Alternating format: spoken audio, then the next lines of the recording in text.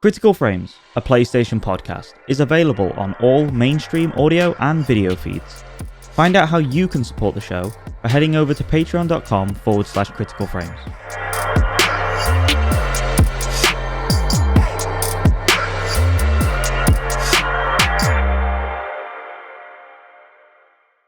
Hello, everyone, and welcome to another episode of Critical Frames, a PlayStation podcast. We got not a lot of stories, but a very, very juicy one and some very interesting topics to talk about today. I'm really excited to get into it. So let's go right over to Joe and say, Joe, how are you doing this week? And are you up to anything exciting? What's this week been like for you? Yeah, week's been all right. Visited my great aunt in the cemetery. And in many ways, I feel like that's all I'm going to say on that because I've already been through all the feelings and the emotional side of it, and people have listened to the previous episodes to experience what that is. But yeah, we did that. That was nice, even though it was obviously gut-wrenching still. And mostly just working this week. Working and working out. I went for a run earlier. That was cool. And I've been playing some Jedi Survivor. So this week I actually have stuff to talk about in terms of what I've been playing. And I played a good amount of it as well. I have some I'm opinions. interested because I feel like Jedi Survivor for you has been like a very non-exciting topic.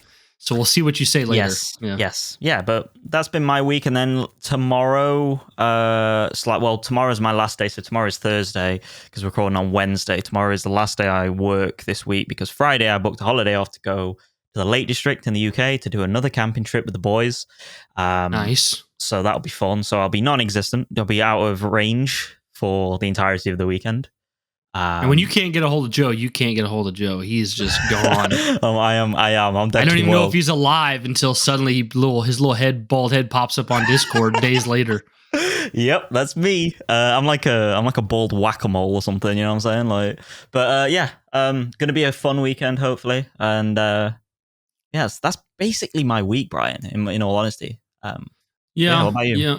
Mine hasn't been too exciting. I mean, I had my parents come to town and my brother over the weekend, and we went out to eat and went to like antique, not antique shopping, but like a flea market. Okay. Went to a flea market. Played with my daughter. Explain to me what a flea market is. Like, I'm sure we have our equivalency over here. But yeah. It's basically like just it could be like a big building or a bunch of series of big buildings where people come and set up their own little shops with like either trinkets, like either something they make, or it could be just like, oh, here's all of my DVDs from my house I'm trying to sell. Here's, it could be dogs. It could be literally anything. So, I mean, we just call it like the market in town. Like we go into the market and stuff. We have we call them car boot sales. You ever heard of them? No, I haven't. So that's where like a load of people just pull up with like vans and stuff and like on a field that's like rented out, and like they just put loads of shite on the table and just like you buy it for like £1 or 50p or whatever. Like it's just cheap rummage sale kind of stuff. Like that sounds great as long as you don't get thrown in a van and abducted. Yeah, there's a lot of like bootleg games and DVDs and stuff back in the day when I used to go. I mean, I haven't been in years, but yeah, we have that equivalency. So yeah. What always amazes me, I was thinking about this when I went to the flea market, is there's usually at least one store that's got video games in there or whatever, and there was this one store, and the flea market always has a way to make everything look old and used, no matter what. And like there's this shelf with all these games, and a lot of the games are 10, 15, 20 years old. Yeah. But then on the shelf is just God of War Ragnarok, and it somehow looks just as old as the other 20-year-old games. I'm like, do you guys douse these games in butthole grease before you sell them? Like, I don't want to buy it, right? Like, yeah. I mean, it's one of those things where it's like, where are you keeping them to make it? I mean, every time I order something from eBay or something like a secondhand game, I always like wipe it down because it always comes gross. I remember once I bought a controller from eBay, I think for a PS4 or something, and it was just like, it literally looked like someone did the nasty on it. I was just like, oh god! I didn't even pick it. Like I saw it in the box, I didn't even pick it up. I put gloves on. I'm not very good at loaning friends like media anymore because, and I should probably be better about it. But basically where it ended was my sophomore year in high school. I loaned Assassin's Creed 1 to a friend, and I let him loan it for months, and he treated the disc with respect and everything. But when he gave me the case back, his house had like this eggy gas smell. Oh no. And the whole case and instruction booklet and the disc all smelled eggy gas like smell. And like I waited a day or two and it just still, whenever you picked up the copy, it smelled like that. So then I went and I don't know if you ever heard of Goo Gone. Have you ever heard of that before? Goo Gone? No. It's basically the stuff you can wipe to like remove all stickiness and smells. Okay. But the problem is usually the thing then smells like Goo Gone. So I wiped Assassin's Creed down with Goo Gone and then it just reeked of Goo Gone. And I was like, well, this copy's dead to me. I need a new one. Is that what inspired you to smell a disc in a store? I think that is where I think that is where that was born. You know, that's never been told on this podcast before, so I probably need to give context because it's weird otherwise. Well, so basically, like, you know, when I used to collect physical games, I was super like anal about the disc not being nasty, the case not being nasty, instruction booklet, and I go to this used game store. It's not a GameStop; it's like a local one, and I go get the game off the shelf. And I pick up the case, and I got the case in my hand with the instruction manual. It looks good, but they keep the discs behind the desk. Well, so there's this. I'm single at the time, and there's this pretty blonde girl working. And I take up the case, and I say, I want to buy this. And she goes and gets the discs, and she pops the disc into the case, slides the case over to me. And what do I do as a single man right in front of her? I pick up the case, open it up, take the disc out, and then I sniff the disc with a big old sniff right in front of her. And my logic is that I wanted to make sure the disc didn't smell like, you know, smoke or dog or something before I bought it. There's a rational reason. But in reality, it just looked like I was a complete weirdo. I was like, oh, please put that disc in the case so I can sniff it. And as soon as I get done sniffing it, I look up at her and make eye contact. And she looks at me like, you are one weird dude and you're going to be single for life. Was it like a really loud sniff as well? Was it like a like kind of job? I don't think so, but I mean, it's just you know, I'm within like 2 feet of her, and she's trying to ring me up, and I have the disc up to my nostrils, and I'm just like, you know, sniffing around it, and she's just like, "What the frick is wrong with you, dude?" That's brilliant. That is. I was so embarrassed. Yeah. I don't know why. Like I could. Well, I guess the reason I didn't wait to do it is because like I didn't want to buy it, walk out the store, get in my car and sniff it, and then come back in and say, hey, can I return this? The disc smells like smoke. But then again, that would have been probably less weird than sniffing it in front of her. So I don't know. Have you ever told Erica about that story? Oh, I have. She thinks it's hilarious. And she knows my OCD, so like it doesn't surprise her at this point. Yeah. But that was a low moment. Because that's when you go home and you're single and you just sulk and you just think about how much of a pathetic loser you are. It's like, it's not that bad, but it feels that bad to you, you know? I gotta admit, Bryan, I've never done something on that level ever. Yeah, dude. I've done worse. I've got other stories that, like other stories that don't have any humor that are just pathetic. Like one time, like over a decade ago, I wanted to buy a Wii from GameStop and I was like $20 short.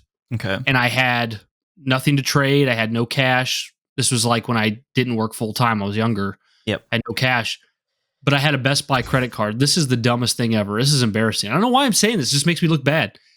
So GameStop had the Wii for sale and I was like $25 short. Okay. So I drove to Best Buy and I purchased a brand new copy of the Metal Gear Solid trilogy for 360. Oh, wow. I opened it. And then I took it over to GameStop and traded it in towards the Wii. Can you? Such an asinine thing to do. Because I had no. That's out there, dude. It's bad. It's really. That's how bad like my like obsession with stuff got. So like I bought it for like $40, and then I traded it in for like 25, and literally in the same 10-minute period, just so I could buy the Wii from GameStop because there was no Wiis at the Best Buy. That's them doing the most, Bryan, for the game. Like, don't ever let anyone tell you you're not a serious gamer. Like, well, maybe too serious was the problem. So my wife is helping keep me level. But anyways, there we go. Can you top that? You got any embarrassing stories that can top that one, Joe? Not in relation to gaming. No. Don't tell it on this podcast. But there's one story that's like, and it's not even you who's embarrassing. It's the person. But it's like because it was said to me. Oh yeah, it was wild. I'll just maybe we'll make that like a patron exclusive story. You know, it would just be 30 seconds long. Where it's me monologuing. It's cringe for sure. But anyway, you want to get into our big topic, Joe, about actual gaming and PlayStation and stuff? Yes, let's do it, Bryan. Let's do it. So let me set up the pitch here. So basically, everybody knows this story. Once I start telling it, you're going to be like, okay, I know the direction he's going. Like 2013, Xbox One shits the bed. Horrible, underpowered console, overpriced, Connect, DRM, all that stuff. That kicked off like the last generation where Sony was just obliterating Xbox out the door. Shortly after, Xbox brings in Phil Spencer, lowers the price, gets rid of the Connect, they drop the DRM, all that stuff, and then Phil Spencer's big idea to like bring Xbox back on the come up is Game Pass. And Game Pass, it kind of snuck up on everybody, and then once it was here, it was like, holy shit, like even if you don't like Xbox, this deal is amazing. It was like, I don't remember what it started at. I want to say it was $9.99, maybe $10 a month, maybe 12, probably 12. But I don't know on Xbox.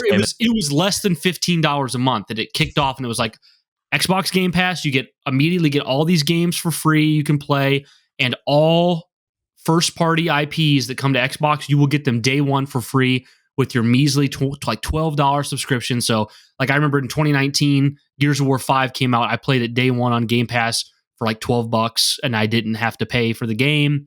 And it's pretty much been Microsoft's MO since they introduced Game Pass to get themselves back in the limelight and make themselves truly competitive with Sony in a way that they're changing the narrative, because Sony has very much stuck to powerful console, great games, full price, buy our console, buy our games, and we'll win over the third party, and you'll buy your third party games here, and they'll make money off the licensing fees and stuff. But it's gotten to the point where for every one PlayStation sold, well, no, how should I put that? For every, it takes 3 PlayStations for 1 Xbox to sell, basically, is how I should word it. And so Microsoft's been trying to change the narrative. Like, it's not about console sales. It's about how many subscribers we have to Game Pass and all this stuff. And as they've tried to, well, once Game Pass first kicked off, it was great. But then after Game Pass was around for a while, then the narrative shifted again to, well, yeah, Game Pass is great, but there's not really many. Like, I know you get all the games day one, but there's not really many games there. Like I mentioned Gears 5, like that's not even, like Gears 5 is not like a God of War Ragnarok level game, but It was still, that's probably one of the better ones I could have pulled out of the hat. Like that was a AAA exclusive, but there really wasn't many of those at all. There was like none to be seen. It was mostly older games, smaller games. Yep. So then what was the next move by Phil Spencer and team? It was, let's go acquire a bunch of studios and get all these games under our umbrella so we can release them day one to Game Pass. And they did that back in, I think it was like 2018, where they started buying up Obsidian and In Exile, and eventually they got Bethesda, and then it all culminated in the giant $69 billion Activision Blizzard purchase. And all of this was to bolster the library of Game Pass and these day one releases. So it'd be like Netflix for gaming. You have Game Pass and you get all these great games right up front. You don't have to pay for them.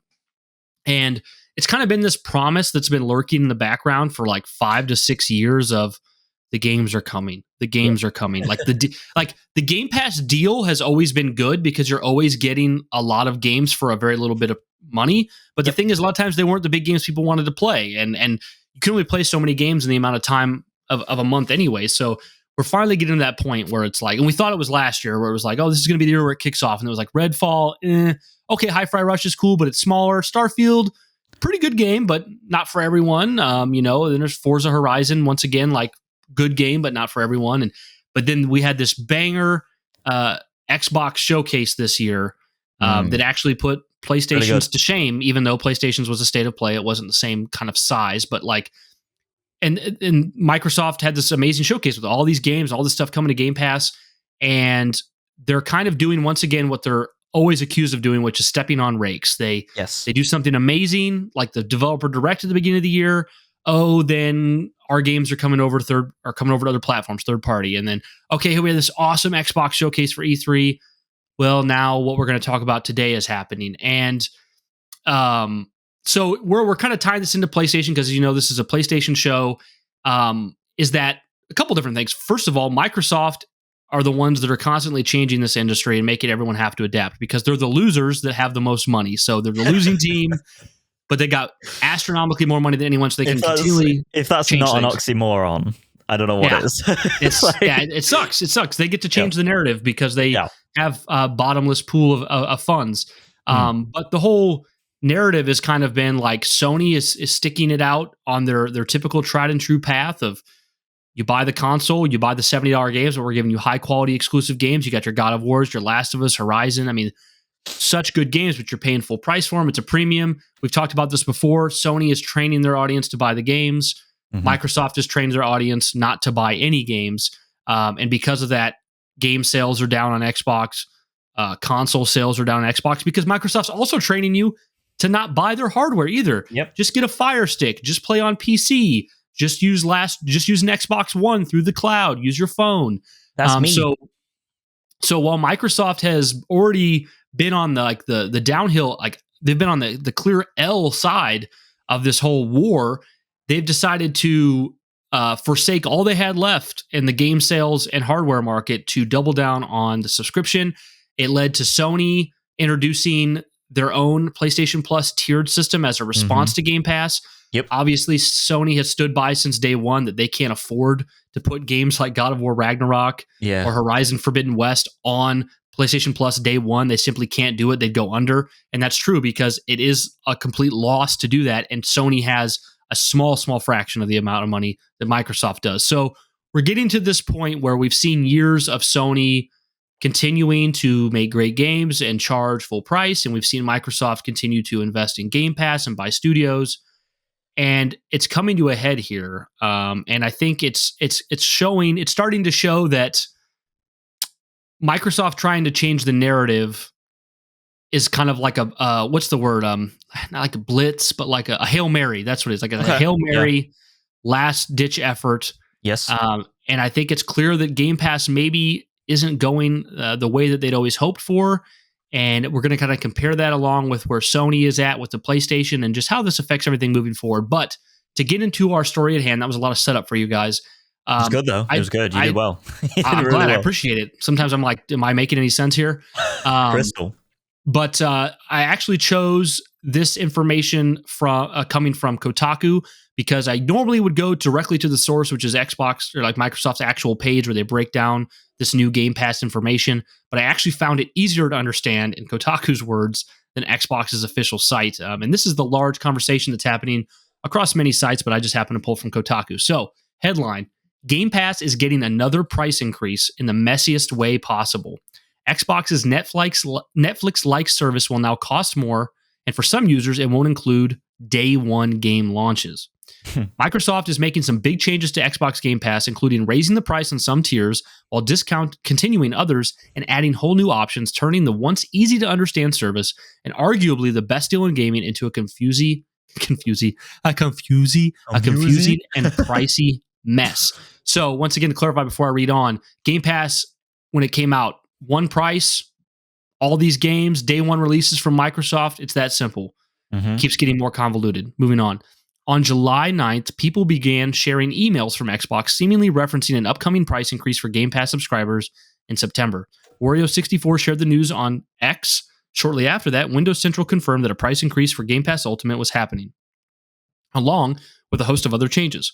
One of the biggest is the news that Xbox is introducing a new plan that will replace the Game Pass console tier. This new plan, which will be known as Standard, will no longer include day one game releases. Now, the entire thing that Game Pass has been hinging on as the greatest deal in gaming is that you're getting giant AAA, big budget games releasing to the platform day one for free for those that are already subscribed to Game Pass. You don't have to pay $70 for these games.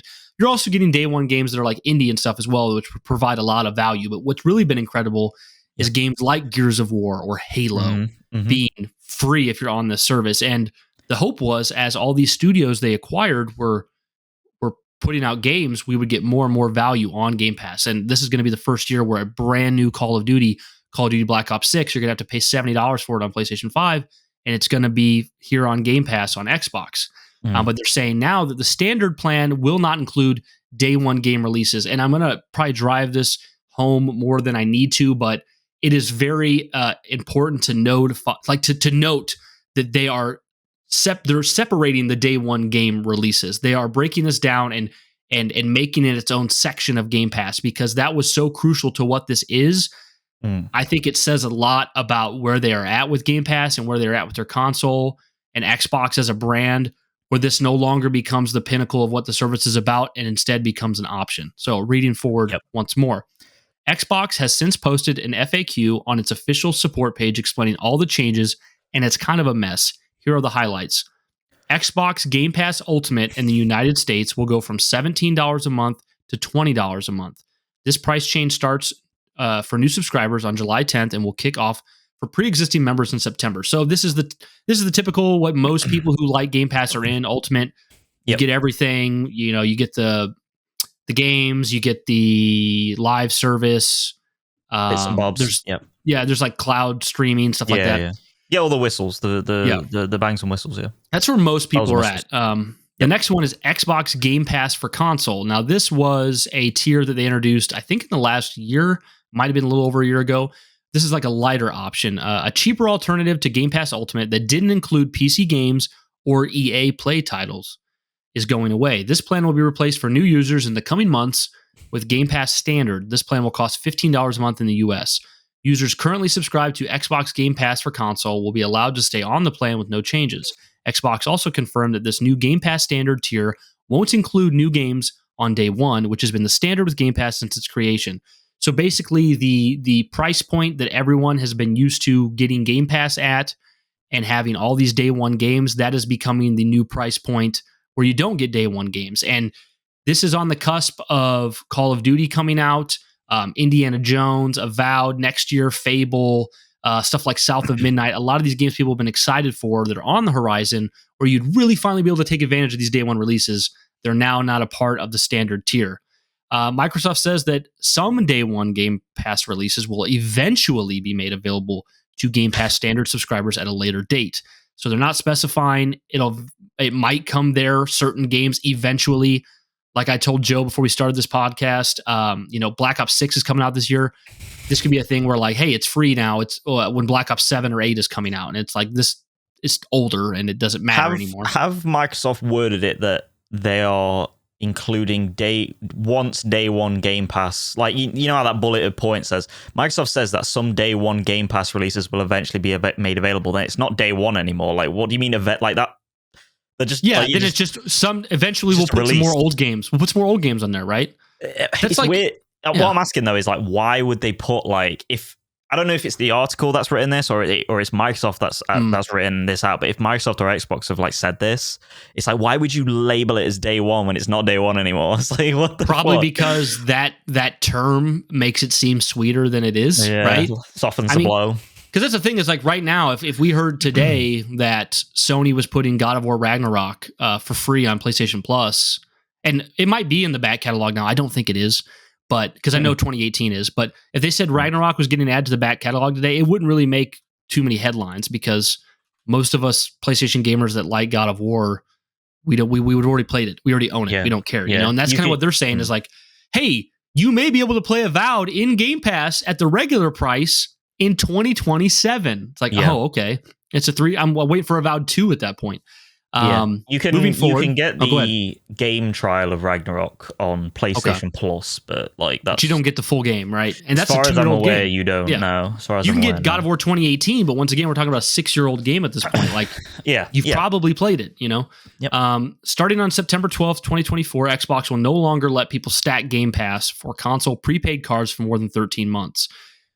So that something people have been doing. I've seen this for years. Is they'll go buy Game Pass at a cheaper price with cards for the next 4 years. Now you're not going to be able to do that past 13 months. And then finally, to make things even more confusing, Xbox Game Pass Core, aka Xbox Live Gold. It's just the Xbox Live Gold that you knew from 10 years ago. It's the same thing. They changed the name. We'll see its annual price jump from $60 to $75. However, its monthly price of $10 will not change. So the Xbox Game Pass Core, that just lets you play games multiplayer. $10 a month like it's always been. Yep. But if you want to buy a year at a time and get it for half price, it's no longer half price for a year. It's $75, which is still a deal over 10 a month, but not as good of a deal. So basically what this is coming down to is at the Xbox Live price, you get literally nothing. If at the price you're typically used to paying for Game Pass, you're getting a bunch of games like you do with Game Pass, but never any day one releases. You're missing out on Call of Duty. You're missing out on Avowed, Indiana Jones. Yep. But if you go up to that $19.99, $20 a month, you will be in the day one tier that you get the games like that. Yep. So there is lots of different things we can talk about here and ways we can spin this. $20 a month if you're playing a lot of games and you're playing these Microsoft games is still a fantastic deal. Yeah. I mean, you're not losing out there at all. If you're somebody who, one of the several conversations that we can bring up from this is if you're somebody who mainly just plays Call of Duty and Madden, I think it would emphatically be a waste of money to join Game Pass because you would be paying $240 a year, which would not include the latest Madden. You'd get Call of Duty, which saves you $70. So you're just down a ton of money. But still a great deal if you're playing a lot of games at $20 a month. But I think it's going to hurt the perception of Game Pass when the word Game Pass no longer means day one games like it used to. It just means day one games at a certain tier that costs more. I think this personally gives, I'll be interested to hear when I pass it over to you, Joe, what you think, but this makes me feel like where Microsoft has arrived at this point in time too, is that they're not all in on Game Pass. They're in on it a lot, but they're also like, how can we pivot this to where maybe we can get people to want to buy games on our platform again? Maybe we want people to buy our hardware. Maybe it's not just Game Pass. And I feel like they've caused so much bad will to buying things on Xbox. I don't know if there's much turning around from that. And it also concerns me. Another angle is $20 a month. Like, I know that's a great deal, but I feel like we're getting dangerously close to where the monthly price looks so high that you just won't do it. I'm not saying it's not a good deal. Like, let's say it was $30 a month. If you play a lot of Xbox, if you play a lot of games and just a lot of Xbox exclusives, like that's still a great deal. Yeah. But like at 30, I think about that. Like I'm paying $7.99 with ads for Netflix. Like $30 a month for Xbox Game Pass, like, or 20, even now at 20, like I was making an example by 30. It's actually just 20 right now. But like, that's where I start to go, maybe we cancel that, or maybe we just subscribe to that when a game comes out that we care about. So if we're at $20 now and the games haven't even really started to hit, what does a Game Pass subscription with day one releases look like 2 years, 3 years from now? Do they eventually drop day one from any tier? Like, do they eventually make it so that day one releases aren't on a tier at all? Or do they make it to where they're on a tier that's so high that it's just asinine, like $45? Like, it seems to me that Sony staying quiet and continuing to do Old Faithful of just making good games, putting them out, even in this year where most of the games coming out for Sony are not first-party games. They've partnered up with people like Shift Up and Stellar Blade and Koei Tecmo and Rise of Ronin and things like that. It feels like Sony staying quiet and doing what they're doing. They have just got to watch Microsoft out at the deep end of the pool with no floaties, floundering year after year after year, mistake after mistake after mistake. And I don't know. I'm curious to hear, and I know I'm going on and on, but I like to do lots of setups so that Joe can just go forever. But I do wonder, once we get into next year, where it seems like the next 365 days from this moment, we are going to get some serious straight fire on Xbox between stuff we already know about, like Call of Duty, but like I said, also Avowed, eventually Fable, South of Midnight, Indiana Jones. Is all that fire coming out? Let's say it's all pretty good. It's about time. Does that make us sweep this under the rug? And what do we think the future is of Microsoft with Game Pass and day one? And also, something I'll throw in here, it's not part of our news article, but just this week, it went live that you buy an Amazon Fire Stick and you can play Xbox Game Pass through any display. You just plug in an Amazon Fire Stick and you can now play Xbox Game Pass with the Xbox UI and everything. Xbox has started putting out marketing ads for, you don't need a console to play Xbox. So with all of that information on you, Joe, and I'm sure some you'll forget, some you remember, we'll go back and forth. Where are your thoughts at with all of this? All I'll say is, what a fucking mess. Right? like not just this news, but like Xbox in its entirety. Just like, what is going on? I mean, here's the thing, right? Like, this is something that I've been saying for ages, and many people have been saying it, especially people that are on PlayStation. Like, Colin Moriarty is probably the most outspoken when it comes to this. Like, this is the kind of shit that, like, is understandable because the way they were monetizing Game Pass previously to this was ridiculous. I mean, like, I just did a quick sum. Like, they have 34 million subscribers as of like February 2024. But that's including just gold Xbox Live Gold members that don't even, But like, here's the thing: like, even if you go on the highest like cost that goes to $20 a month in terms of Game Pass Ultimate, you're only looking at for 34 million subscribers. You're only looking at $680 million US in profit. And that's not in terms of like take home either. You know, like that's just in like literally the money straight from the customer base. And that's assuming everyone's on the highest tier. That's what I'm saying. It's like there's no, and they're not. And they're not. There's no money on it in terms of like just bringing it in relation to like putting like, you know, games on their day and date, like third party games like Jedi Survivor and, you know, like just various games. Like it doesn't compute. It's as simple as that, and it hasn't been computed for ages. And this is what people have been criticizing for years now, ever since it came out. And it makes you question every single time this stuff happens, whether it's like a communication where the Emperor has no clothes with Xbox, or whether it's, you know, Xbox even taking a W. It's like you always look at them with the side eye. You always look at them with a kind of like, yeah, great, but again, what does that mean to be a fan of Xbox still? Like, what are you getting out of this aside from just getting your games cheap?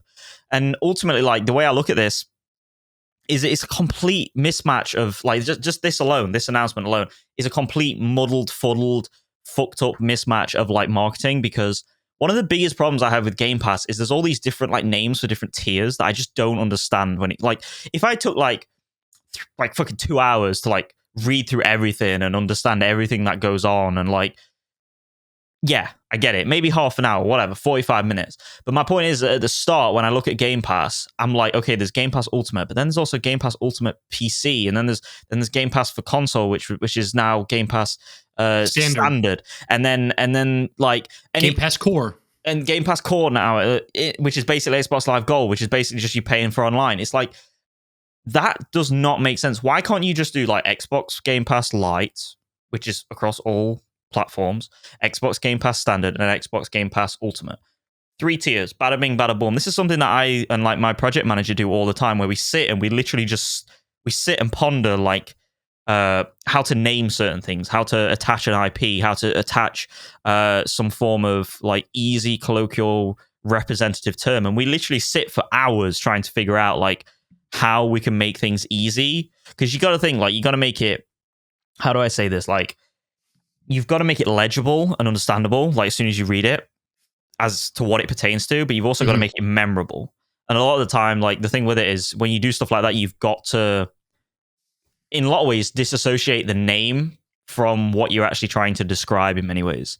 And I think the issue with this, why it's so confusing from the get-go, is that Microsoft had just gone so hard in just like speaking in tongues over and over again. And I mean, the fact that, like you said, it's easier to read a Kotaku article on the summary of it than actually what Microsoft have put out themselves is so poor from a PR perspective and a social media side of things. It's unreal.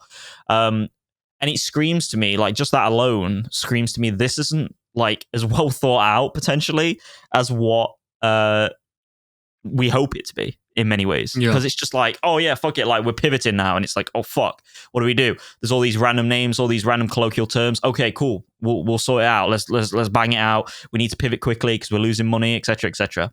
And like, ultimately, this whole thing just comes down to the one thing that we've been saying for ages, is that like, this shit has been losing so much money for so long, and every part of this business model is to address that. And it's one of those things where it's like, hypothetically, back in 2016, when Game Pass launched and all this stuff kicked off, it's like, would have Xbox been better off sticking it out a little bit more and focused on a very similar bit? Like, I'm not saying you couldn't have just your good Game hardware, Pass, good games, good hardware, good games, but like, truly like stick it out with maybe having a little bit of a Game Pass going on to like entice people in, but also like having those AAA releases, good games, day and day, you know, buy it as it comes, etc., etc., just like on PlayStation and Nintendo. But I mean, like, ultimately, it's hard to speculate that. And I mean, like, I used to be a Game Pass Ultimate member on PC, so I obviously had it. The Game Pass Ultimate thing it allows you to go across console, right? Like it goes across to the console to the PC, if I remember correctly. For Ultimate, yes, but Yes. if you, but I don't know what you're saying for sure, but like PC Game Pass is its own cheaper, separate thing. Yes, yeah, If but you the just ultimate wanted to version do on that, PC, yeah, I think the ultimate version on that like always used to allow you to like cross-platform in many ways. Yep, totally, for sure. But yeah, it's just all over the place, and in many ways, like I literally sit here and I just say, "I told you so," because it's hard because me talking about this, it's almost like I'm treading over old ground in what I'm saying. Everything I'll say is like, well, we've been there, said that. We've been there, we've done that, we've worn the t-shirt, and look what's happening now. And what more is there to say? Like, this is ridiculous. Like, yeah, and and the thing is like when Game Pass first came out, it was very simple. Xbox Live was still called Xbox Live, so you just paid for Xbox Live Gold to get multiplayer, and then Game Pass was its own separate service. You paid one fee and you got all these games in day one games. It was two services. You had the one service you'd always had, which is Xbox Live Gold, and then you had this new service, Game Pass. And it felt like it's called Game Pass, right? It feels like you have like this pass in your hand that says you're paying for it. And now I get all these games in this library. I get all the day one stuff. But now, not only is there 4 different tiers where only one of them gives you day one releases, but even the Xbox Live Gold tier it's called Game Pass. Why is it called Game Pass? To my understanding, you get nothing in that in the core now. So why is it called Game Pass Core? You don't even get a game. Yeah, and I like honestly that shit to me is massively representative of like PlayStation Plus Essential, but it seems worse. I'm glad you brought that up because I was gonna pivot to that too also, and I don't want to interrupt you. I can pass it back to you, but when PlayStation first said that they were going to respond to Game Pass and they announced their tier system, it was kind of muddled and confusing. But this is actually even worse, I would say, and I think at this point in time, everyone has a pretty decent understanding of PlayStation Plus and how it compares. Did you want to say something more? Because I was going to go over to PlayStation Plus, but if you want to say something more first. I mean, like I'm literally on the website now for the landing page for the Game Pass Core, and it's like introducing Game Pass Core featuring online console multiplayer, a catalog of over 25 high quality games, member deals, and more. And it's like, okay, what are those like games? Like, what are those high quality games? Because that's like kind of the Sony collection that they had going on for a while until they discontinued that. Like, I mean, let's have a look. I mean, you have things like Among Us, Chivalry 2, Dead Cells, Dishonored 2, Doom Eternal. Like, you have some very good games on there, Halo 5 Guardians and stuff. But ultimately, like, this just seems like kind of a whack name, like you said, for something that doesn't really identify as any form of Game Pass, because you're not really, like you said, you're not really, you don't have a gate, like a pass to any games. Like you have a couple, a bits and bobs. And in many ways, like they could have benefited here in general, like this whole Game Pass thing. If you're really moving into a new era of Xbox, a new era of branding, etc., why not change it up again? Why not change Game Pass to a completely different name? Why not like, well, the amount of money they put into that no, name, but I mean, like, 100%, like, but you could still probably keep Game Pass, but you could have that as like a single tier that is like, or a select few tiers. Not everything has to be Game Pass this, Game Pass that. You know what I'm saying? I wonder what you think of this, Joe, because obviously Microsoft does like market research, and what I'm about to say, I would wager I have to be wrong about, because you would think they would have done their research and have the data to show this. But like, wouldn't it have just been better if they just announced a price hike and left it? Like, instead of introducing these new tiers and like one tier has no day one, because I feel like, because we're going from if you were in the Ultimate, you're going from 17 to 20. It's a $3 price raise. So like, why not just say, it's going up $3? Like, I know that would be bad press, but like this new press is like, not only is it going up, but we're getting rid of another tier. We're adding a new tier. Oh yeah, and that new tier we added, that's going to be the price you're used to paying. Oh yeah, no day one anymore. Yeah, so the way I think it is they've made different things to soften the blow to make it seem less like you're getting less, if that makes sense. I think what they've done is they've like gone, okay, right, you can have this tier, but ultimately like one tier is only made to be less because they can't afford it anymore. So they've like changed that, and everything has a knock-on effect because of it. And ultimately, like, it's just kind of like, why not just hike up the price like you said with It strikes me, like Netflix? Here's how it strikes me, and I could be wrong. It strikes me as they don't really want to give you games like Call of Duty for free. No, and it's almost like they had their hands tied behind their back when they did the ABK deal. They were like, "Okay, we've got it. Don't worry, guys. Like, we're not this evil big bad corporation. We'll give you guys like Call of Duty day and date or whatever, like all this stuff. Like, we'll bring you all these titles. Blah blah blah blah. Really like affirming that they're the good guys, the underdogs in the industry, punching up." But I think in many ways they completely railroaded themselves into a position that they like don't really want to be in now in many ways. And they said it on, I don't know if it was the previous episode or the episode beforehand.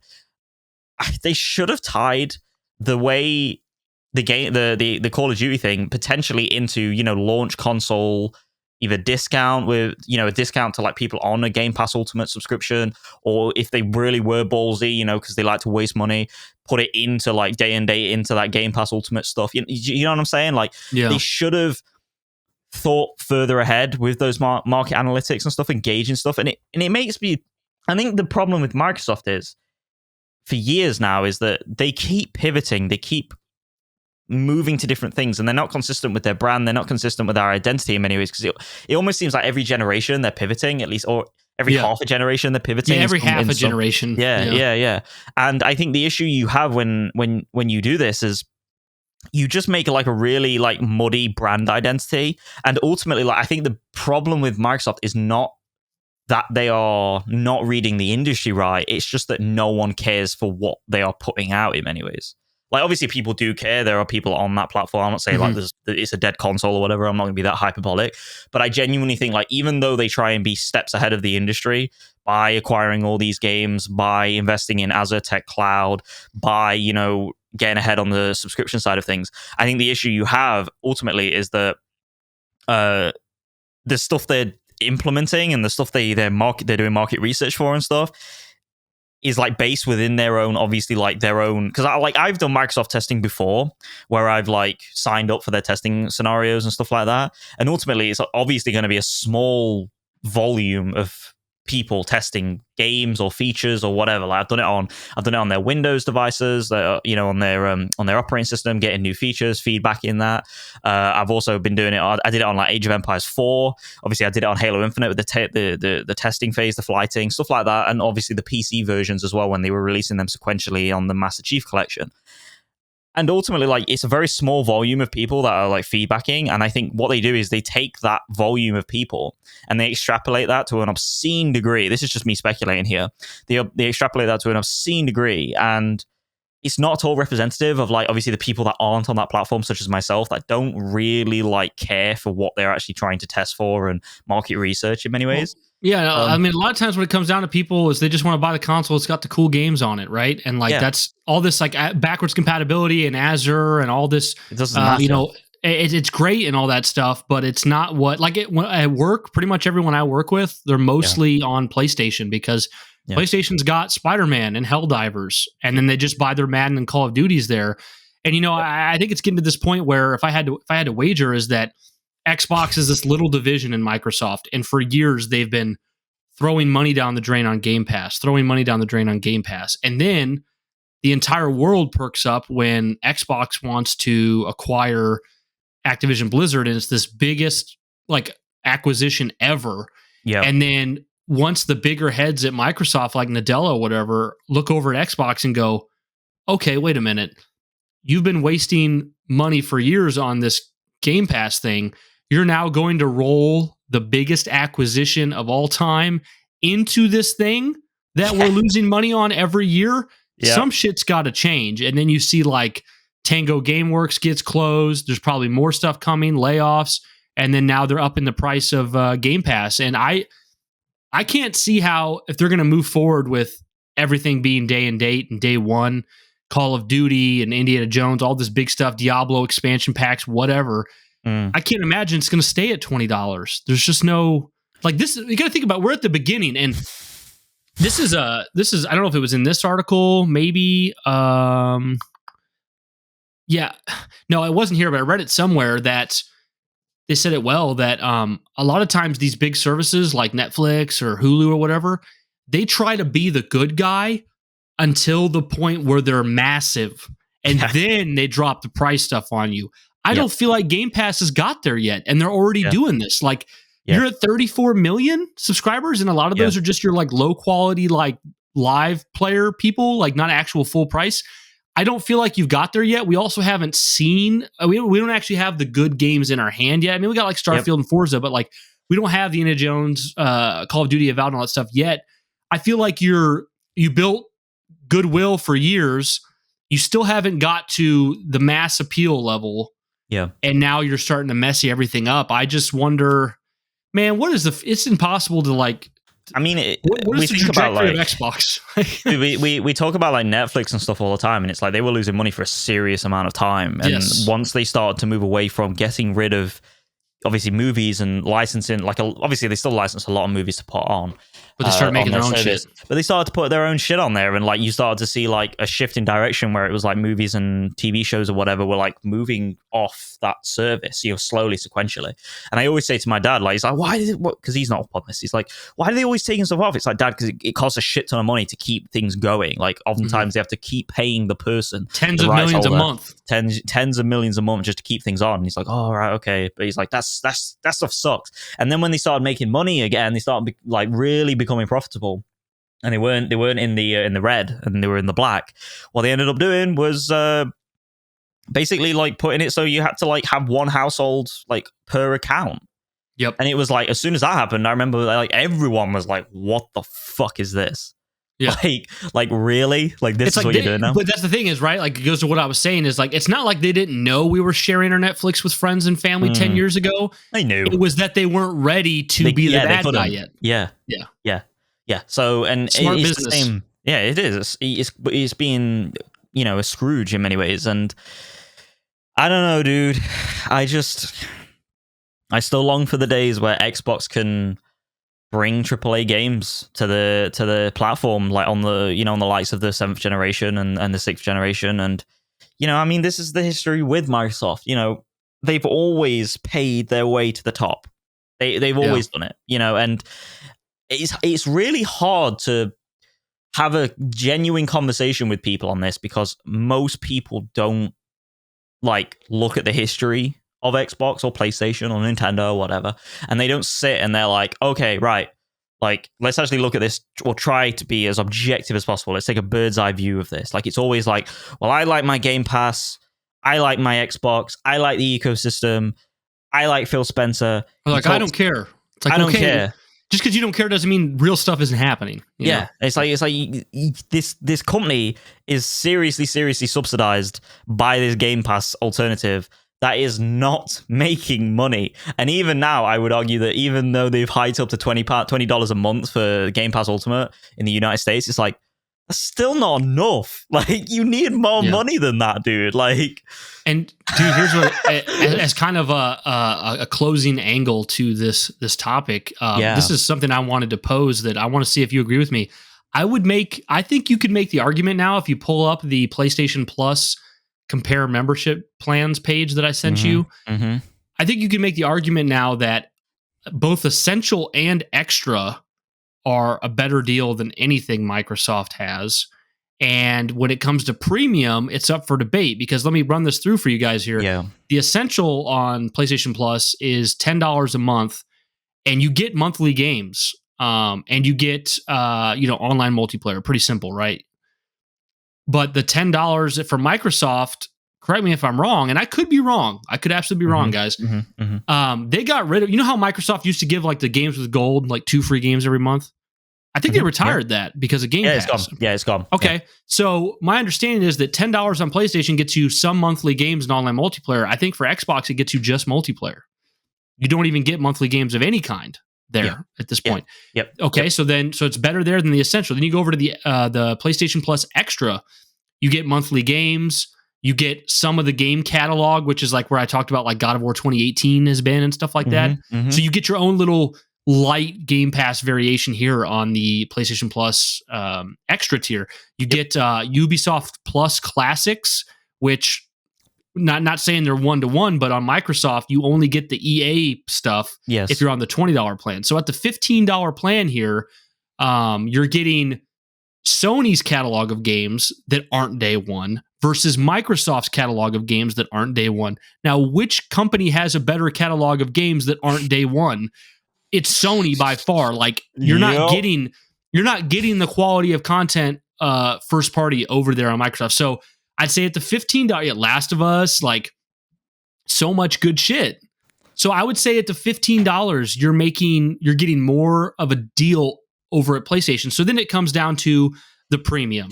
So the premium PlayStation Plus is $18 a month versus $20 for Xbox Game Pass Ultimate. Now, Xbox Game Pass Ultimate is giving you day one first party releases. Yep. Sony's not doing that on the premium. So there's only $2 difference, but you're not getting the day one. Now on Sony, you are getting the monthly games, the game catalog. You're getting the Ubisoft classics. Now they're giving you the classics catalog, which is like Resident Evil 1 and Metal Gear, or I don't know if Metal Gear is one of them on there, but like Ape Escape, Daxter, a lot of those old titles. You're getting a few tickets towards Sony movies, which I know is not usually that big of a deal, but it is a benefit. Yeah. So really, with that game catalog and the Ubisoft Plus and all that stuff, you're getting a great selection of games, like a really good selection of games. We're talking about like, I mean, they might be older, but it's God of War, it's Horizon, it's Bloodborne, versus Microsoft's $20, where you're getting, I'd say their game catalog is not quite up to par, but you're getting the day one games. So you could make an argument that the $20 for, I think you can make a fair argument that the $20 for the Game Pass Ultimate is a better deal than the $18 for the PlayStation Plus Premium. But then it comes down to how good are the day one games coming from Microsoft? Do you want to be on that platform and that ecosystem? Right now on PlayStation, you have a great ecosystem with consoles flying off the shelves. Third parties want to go there first. The first party exclusives and the second party deals that Sony makes are so much better on PlayStation. You know, Final Fantasy VII Rebirth, Stellar Blade, stuff like that. That's not a PlayStation first party, but it's also not an Xbox. So the ecosystem, the console, the games, the exclusives are so much stronger on PlayStation. And two of the three tiers, I'm arguing, are better than Microsoft's. So it comes down to a $2 difference and whether you want to get Microsoft's day one games or not to be on Xbox. And at that point, I'm like, okay, well, look at the games that are coming to Microsoft. How many of them do you want that bad? Because like, if you're used to paying for Call of Duty $70, maybe just keep doing it. Do you love Avowed and Indiana Jones and stuff like that enough to want to be on the $20 Xbox ecosystem when you could just hang out on Sony's? Like, I would say that Microsoft's getting further and further away from this perceived value of Game Pass. And it's crazy that the PlayStation Plus different tiers were only created as a response to Xbox. Yeah. And it seems now that for me, for the most part, it's better. Now, I am not trying to downplay that, like, day one releases, especially when it's a game like Call of Duty or Elder Scrolls, massive. But you can also just buy them. So, and this is, there's something else to understand. Like, there's greater implications to this. The reason that we're getting Xbox games coming over to PlayStation and Switch is because of the money they spent trying to build up a library for their Game Pass service. So, like, for the Xbox fanboys out there, they're losing their exclusivity. Their prices are going up, all in the name of Game Pass, where it's like, wouldn't you just in retrospect rather had them like have a more natural recovery from Xbox One, where they just made great hardware and great games and then maybe started fresh on the Xbox Series X and S generation instead of going all in on Game Pass? So much of the conversation around Microsoft this generation has just been the weird shit they're doing. It's never really been their games. It's just been, oh, what's Xbox's new bullshit where they're trying to acquire something or there's cloud or whatever. I don't know. What do you have to say to any of that, Joe? I think the closest we ever got to like Xbox being a platform where we talked about their games, which is a standard on PlayStation. Like everyone just talks about their games. Like Bailey, like this is the thing. It's such. We're talking about their games this year, and they don't have any, bro. Yeah. It's such an opposing place in many ways, PlayStation to Xbox, because PlayStation's like the opposite. Like even though they're directly competing, they're only really competing because they're the two biggest. Like, how would I say? Because they're not like Xbox isn't There's the similar biggest hardware. in terms of similar hardware, similar ecosystem, stuff like that. Whereas like Nintendo is different again, like even though they're second biggest or whatever, like depending on how you calculate it. But like ultimately, like they're really like complete opposites of each other. You know, because like everyone always talks about like the Xbox ecosystem, the Xbox infrastructure, the Xbox services. No one really talks about that on PlayStation. Everyone talks about the games, but no one really talks about the games on Xbox. But they still end up competing because they're the two biggest titans in that same sort of player base in many ways. You know, and in all honesty, like we haven't had a big Xbox game since like Starfield. I think Starfield was the last time like we it was got there. Starfield. Yeah, I mean, because Hellblade came and went like a wet fart, even though I liked it. Yeah, I Hellblade, really but you can't expect Hellblade to do that, you know, like it's so small. But it's one of the most artsy fartsy games ever. Like you can't drive Game Pass subscriptions with that. No way. And even Starfield, it was just like, but there was a caveats with it. Like it was like, is it really an Xbox game? Stuff like that. There's so many caveats to it in terms of like the quality of it and, you know, its longevity compared to other, you know, Bethesda titles. Because I don't know if it's just me, but like Starfield never felt like it had the longevity of Fallout 4. Like no, I don't think it stayed in the conversation like Fallout or Elder Scrolls. No. And that might be because it's an IP, like a new IP instead of an established franchise. But I don't know, dude. Like there's something about Starfield that was like ridden with caveats and stuff. And obviously Halo Infinite before that, but for every 5 or 6 years you get, and we don't want to turn this into a whole Starfield diatribe again, but like no. Every 5 or 6 years you get past the last Bethesda game, their quirks and bullshit become less compelling, right? Like it becomes less more like a cutesy, like in Oblivion, everything that was wrong was just like, oh, that's a quirk that makes me like the game more. And then you get to Skyrim and Fallout and now Starfield, and it's like, okay, bro, like I'm 15 years older. It just doesn't hit the same, you know? It's because I think honestly, it's because the bar just moves so high. You know, you've got like you look at like Rockstar with Red Dead and stuff. It's like you got to compare with that, like, or just FromSoft from Demon Souls to Elden Ring. Holy shit, bro! Yeah. Like FromSoft was brought in by Sony to be like, hey, we need a competitor to Oblivion.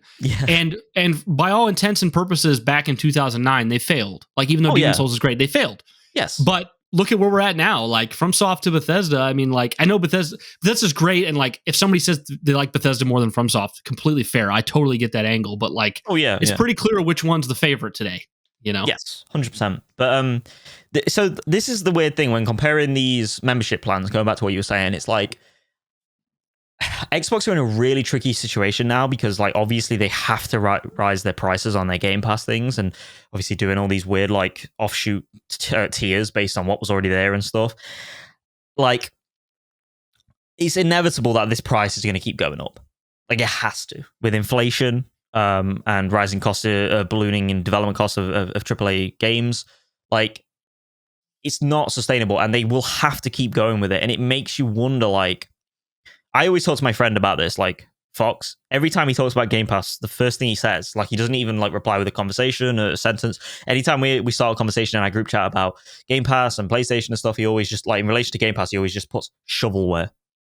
Like every time. And whether like you think he's being hyperbolic or not, it's like that is genuinely like an opinion that is resonating around the industry very often right now when it comes to just the player base in general, the market share, because there's so much on Game Pass that you cannot possibly fathomly tackle it all as one gamer.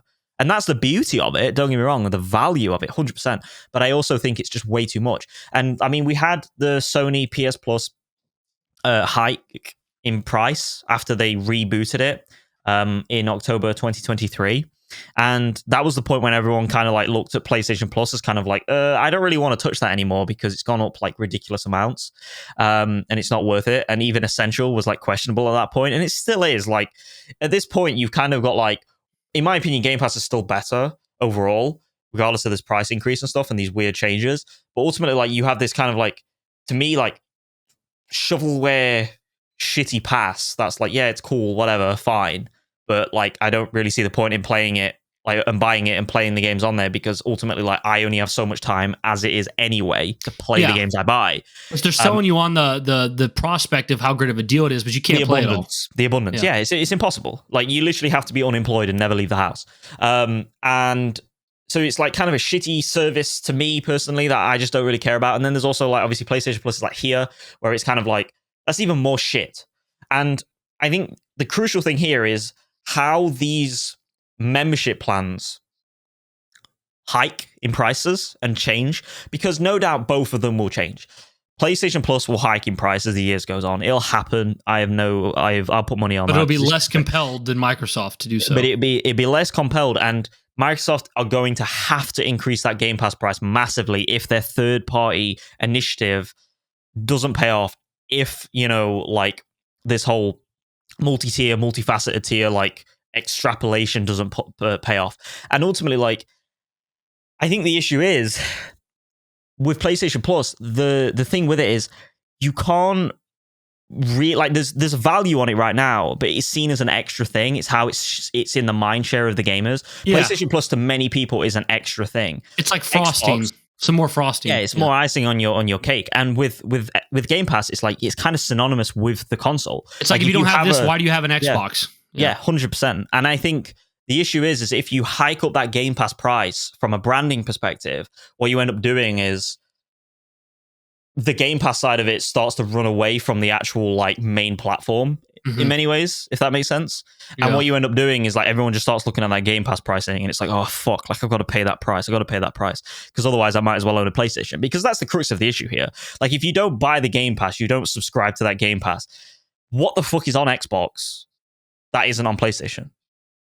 Like, you might have a couple of first-party games every so often. Maybe a few good games here within the next year. Yeah. But if you're bringing out bangers after bangers coming out, like just slapping their big dicks on the table on the blue, it's like, I might as well go over there because like I'm not buying this Game Pass, and that is what Xbox is at this point. And again, like that brings us into, I mean, I'm going to bring up a voice clip later on whenever you like reply to what I'm saying here, respond to what I'm saying here, Bryan. But I think that really harkens back to what I've been saying in the past, where what does it mean to be a Game Pass? See, I've said it there. What does it mean to be a Game Pass fan? I meant, what does it mean to be an Xbox fan? Xbox fan, yeah. And I just said it because it's synonymous with Xbox. So it's all about pricing, it's all about value, and it's all about where the brand places their emphasis going forward. And ultimately, I think what you're gonna have is Xbox are gonna move away massively from Game Pass. I think this is a clear sign of it. And I think what you end up gonna have is maybe a place that, like, maybe things in features dropping potentially massively from Xbox Game Pass. I'm so glad you said that, because like this was they never figured that they would purchase Activision Blizzard for $70 billion when they started Game Pass. So that's kind of changed the whole internal narrative, because they know right now they're in a position where they could be this giant third-party publisher that could publish across multiple platforms and make so much money off the licensing fees and like putting their games on their consoles that it would actually be more lucrative for them as a brand to just be the biggest third-party publisher. Why fuck with this Game Pass shit at all? Yeah, it's why a waste bother? of time. Yeah, it's a waste of time. And I think they see that, but you also can't like ruin your. I mean, you can't run back. Yeah, they tried to like flip the switch overnight with the Xbox One unveil, and you saw how that went. So they're gonna have to price this out, right? To maybe it gets to the point where like, oh, Xbox Day One either is gone or it's like $45 for the Day One stuff. It's like, okay, well that's gone.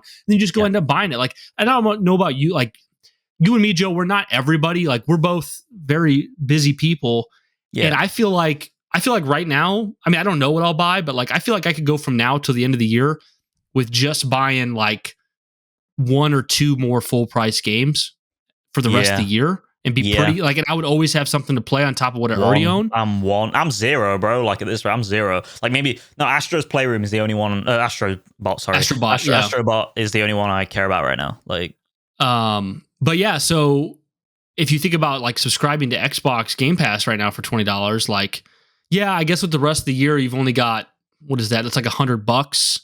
Yep. But then again, if I only bought one game, I would own a game that's 70 and I've saved $30, you know, like, and I know like, but that's the thing is like, it's the perception of value, right? Because like, I know that, well, yeah, Bryan, if you were on Xbox for 5 months with Game Pass, you'd have hundreds of games. You get the new Call of Duty, you get this and that. But it's like, okay, well, I don't want to play the new Call of Duty.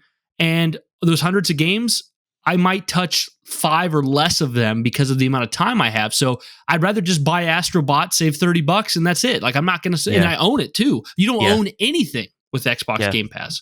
So I ask like people that subscribe to Game Pass, like if you're hearing this news and you're like looking at your like budget and your wallet, because obviously like gaming and everything in life's getting more expensive, whether it's cost of living or whether it's gaming or whether it's just like I don't know, milk, food, whatever. Like it's all going up because like fucking the world's falling apart. But I honestly think like you need, if you're on Game Pass right now, and I do it with PlayStation Plus, so I'm no different. Like I'm on the fucking premium tier right now accidentally, like a muppet, and like I went and stopped my recurring subscription, and I've gone, so when it renews I'll go back to the baseline essential version. If you're on Game Pass right now and you're looking at the price and you're thinking this is getting ridiculous now, like you know, they just keep rising the price and stuff, and this is confusing, and I don't really know what's going on. I have no confidence in the brand, or I'm losing confidence in the brand. I genuinely advise you like to make some form of like tally as you play your games every month and see how many new games you pick up on Game Pass every month. And like for many of you that's listening to this, you'd probably be like, well, loads. Like, you know, I play loads. And it's like, well, maybe so. Like, keep going if you're enjoying it, liking it. But if you're questioning that, like, genuinely start to tally down like how many games you play, and then kind of like put a value to each of those titles and go like, well, how much would that cost me like straight out? Most of those games won't be like full AAA price point games. A lot of them will be indie games that you're trying out because they're small in download, so you can download them quickly. Like I've done all this. Like even though I sit here and talk about PlayStation, like I've been on the PC Xbox ecosystem, and I also have been on the Series S, and I've been on the Xbox One. I was there when the Game Pass thing came around. I was there, like, you know, subscribing to all this Game Pass stuff and thinking it was like the best thing in the world. But ultimately I came to the conclusion that like a lot of the stuff on there, in terms of the value, my money wasn't going to the people who I cared about the most in terms of getting it, you know, supporting the studios, supporting the developers, because how the fuck are they going to get, you know, £15 worth of my subscription that I've, you know, for a game I played in a month? But that's meant to somehow disperse between every game on that platform. And that's a whole other angle of the conversation we haven't even brought up either, is that like when Game Pass kicked off, Microsoft was shoveling huge amounts of cash to these indie people to get their games, and now it's greenlighting them, it's all dried up now. So where it's like it's almost, because they've shifted the industry, there's almost this idea that like if you're a developer, you have to look at your different markets and go, okay, who are we going to give this to for their subscription service? And then how are we going to sell it separately? You know what I mean? Like it's now a thing where you got to do both. So it's not as lucrative as it used to be. Yeah. But yeah, Joe, go ahead. I mean, like it brings up that thing with Power World. Like Sarah Bond was talking about it. I can't remember if she said exactly, so don't quote me on this, but you can find it. She was saying how like Power World was one of the biggest launches in Game Pass history on Xbox, right? And it's like, that's great. That's brilliant. Lovely. But it's like they've literally just signed a deal with Sony to form like their own entertainment industry sort of company and like expand that IP, you know, sequentially. As they've said, they don't want to expand too crazy. They don't want to get like, you know, put the cart in front of the horses, is the saying that goes. And, you know, like that to me is like representative of it. It's like, yeah, you had the biggest launch on Game Pass or whatever, blah, blah, blah, really successful. But ultimately, like these developers, like they don't care because they look at Game Pass as a way to bring in market share, bring in audience members. It's a safety net. It's a safety net, but ultimately they don't look at it from a profit perspective because like it doesn't give them anything. So yeah, I think people that are questioning this right now and questioning where their loyalties lie and questioning like their ecosystem, not to say this is a straw that will break the camel's back, because I don't think it will be. It's such a small increase in price at the moment.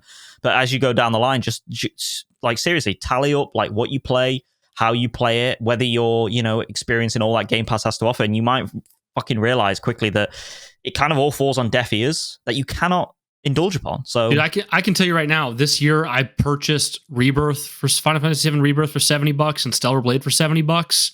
That's $140. I own both those games. I love both those games. If I had been subscribed at $20 to Xbox Game Pass all year, I would be right at about $140 exactly. Yeah. To where now I understand I would have been able to play a lot more games. Yeah. But I would own nothing, spend the same amount of money, and wouldn't have played many more games at all because of the time I have left. You know, and also like if the idea, and of course it depends on your financial standing, but if your idea is like, do I give my money to Xbox or Sony? Where like if it came down to that, if you were one of those people where it's like, do I buy these two Sony games or do I go to Game Pass? Yeah, I would have missed out on Rebirth. I would have missed out on Stellar Blade. I would own nothing, spend the same amount of money, and not have time to play all the extra stuff. It just really isn't that compelling of a deal to me. You know what I mean? So 100%. And I think here's the thing as well. Here's another thing I've just thought about with this. Like, I work in a small company, so whenever we like sell really well on a certain product or whatever, like recently we've sold really well on our latest magazine. It's always kind of like a fist pump moment. Like, yeah, like we did it. Like, well done. Like we actually fucking like, you know, made some serious money with that. And like that kind of like that mentality ever since I've, you know, been in that company and stuff and been within a small business, it's something that I can relate to, like how much that can impact a workforce, from a morale standpoint, from a obviously a monetary standpoint for future projects. And I think people that potentially work in big businesses that never see, you know, like the top echelon of the company, and also maybe the bottom echelon of the company, etc., etc. You know, like, you know, big companies like Amazon or whatever, it's like you don't see that like impact. You know, you're working in the warehouse all day, you're packing boxes, you're shipping it. It's very mundane work, even though it's very hard work. And I take my hat off to people like that, because I couldn't do it, because I'd lose my fucking mind. But I think when you work in a small company where everything's tight knit and every decision you make, that is, whether big or small, that even the smallest decisions are massive. I think ultimately, like, that bleeds into my feeling of how I feel about my games, because I want to feel secure that, and I know not everyone's situation is the same. Not everyone can like afford a $70 version of Last of Us Part 2 at launch and stuff like that. Like, I totally appreciate that. I'm not judging financial situations here, but I think for me personally, just speaking anecdotally, it's like, I want to know that the people that make these games, whether Final Fantasy VII Remake, whether Final Fantasy VII Rebirth, whatever, you know, Last of Us, the people who have worked on this are getting my money the best way I can possibly give it. Because there's nothing worse than putting a shit ton of effort into something and it kind of either decline or not work out and it fail in your job, because then you start to, not that I do because I'm quite secure in my job, but it's something that you question, like, oh, the subscriber numbers have gone down. I mean, we literally run this stuff like on our business, our small business, we run a digital subscriber base alongside a magazine print subscription. Like, it's something that we constantly look at. We look at the analytics over and over again, and it's something that, like, when I look at Xbox, I relate to the failure in many ways, because we've had parts in the points in the past in our history where the subscriber numbers have gone down and we've had to change massively. We've had to switch up. So yeah, it's something that I genuinely, like, I'm passionate about, and I just want people to, like, understand that, like, the money that you're putting into this hobby is something that genuinely affects people at the bottom line as well as the top. And when you see like studios like Tango and like Arcane, was it Austin? It was Austin that closed down, right? Closed down. It's like, well, this is fucking why. Like, what it is it's a product of a race to the bottom. Yeah, that's what it is that when these deals seem too good to be true, it's because they are. It's because people are burning cash and burning people around them for years, and to the point where something ticks and they're able to make a profit out of it, you know? So this isn't like playing Gears of War 6 on Game Pass is not as helpful as purchasing it, but the idea is that they will race to the bottom long enough that eventually it's worth it. So it's unfortunate. It really is. Joe, do you want to go over to our clip that we missed last week? It pertains to Xbox, I believe, correct? Yeah, I mean, to run it back, to give it context, I was talking about, I was saying I would love an Xbox fan, like a true Xbox hardcore gamer, to come onto this podcast. I mean, I was speaking hypothetically, a couple episodes ago. Yeah, I wasn't necessarily like speaking literally, and I was saying that, like, I would love for them to come on and make me understand their point in terms of what makes an Xbox fan and what makes you tick and why you stick to that brand now, you know.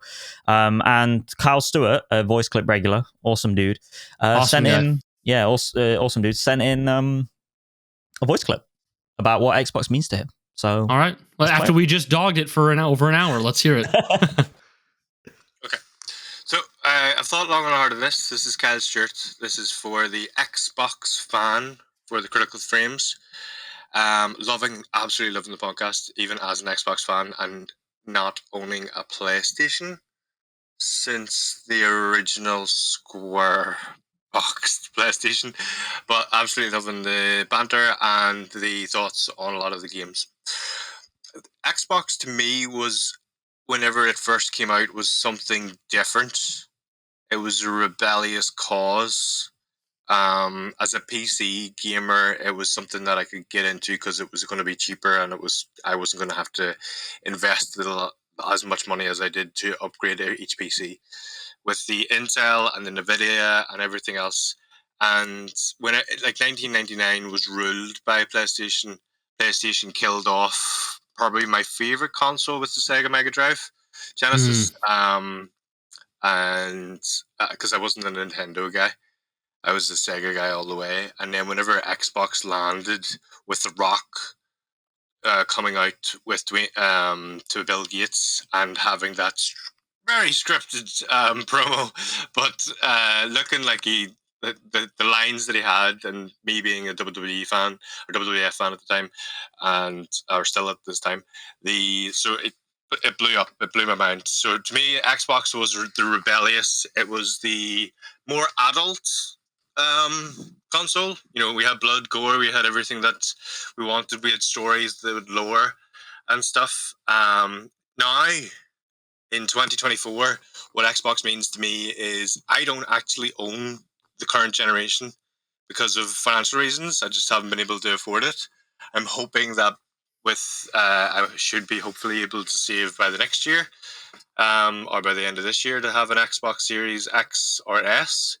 But Xbox, I've had the Game Pass now since probably a couple of months after its inception, due to the fact that I can play a lot of the Xbox games on cloud. I recently was able to get an Xbox One to play Infinite, to play a lot of games on it. I played Redfall on it. I play a lot of the Halos on it now. So Xbox to me is it changed. PlayStation always said it was for the gamers, and Xbox was always what is their tagline? Xbox is everything when we best play it together. And that's what it allowed me to do. It allowed me to help me connect with my friends, with everybody that was there, with Xbox Lives, with their post chats, their Xbox parties. The party chat, I think, was phenomenal whenever it first dropped out. I don't think anything has ever touched that whenever it first happened. Like whenever you guys talked about Gears of War and Halo, those post-party chats after the matches was fantastic banter. It was brilliant. I was one of those compliment guys, so I was immediately, "Oh, you killed me! Well done! That was a great chat!" And then it completely threw everybody. And then somebody's like, "Your mom." Majority of the time, I got dubbed killing people with kindness was what I was always known as in our friend group. And whenever I went online, which was class. But yeah, so that's what Xbox means to me. It allows me to play anywhere. I think for the Xbox One, they probably overreached. I know this is a PlayStation podcast, and I don't want to talk about Xbox for too long because I've been really enjoying the PlayStation. Yeah, we haven't done that. I wanted to send this in. Yeah, that's what an Xbox fan is. To me, Xbox Cloud allowed me to play a lot more things. I genuinely think the likes of an Xbox Portal or something like that would do fantastically well with the Xbox Game Pass on it. Right now, the Xbox means everything to me because I won't go to PlayStation mostly because the characters are there. The characters are with me and on my Xbox. I have Crash if I want to play Crash.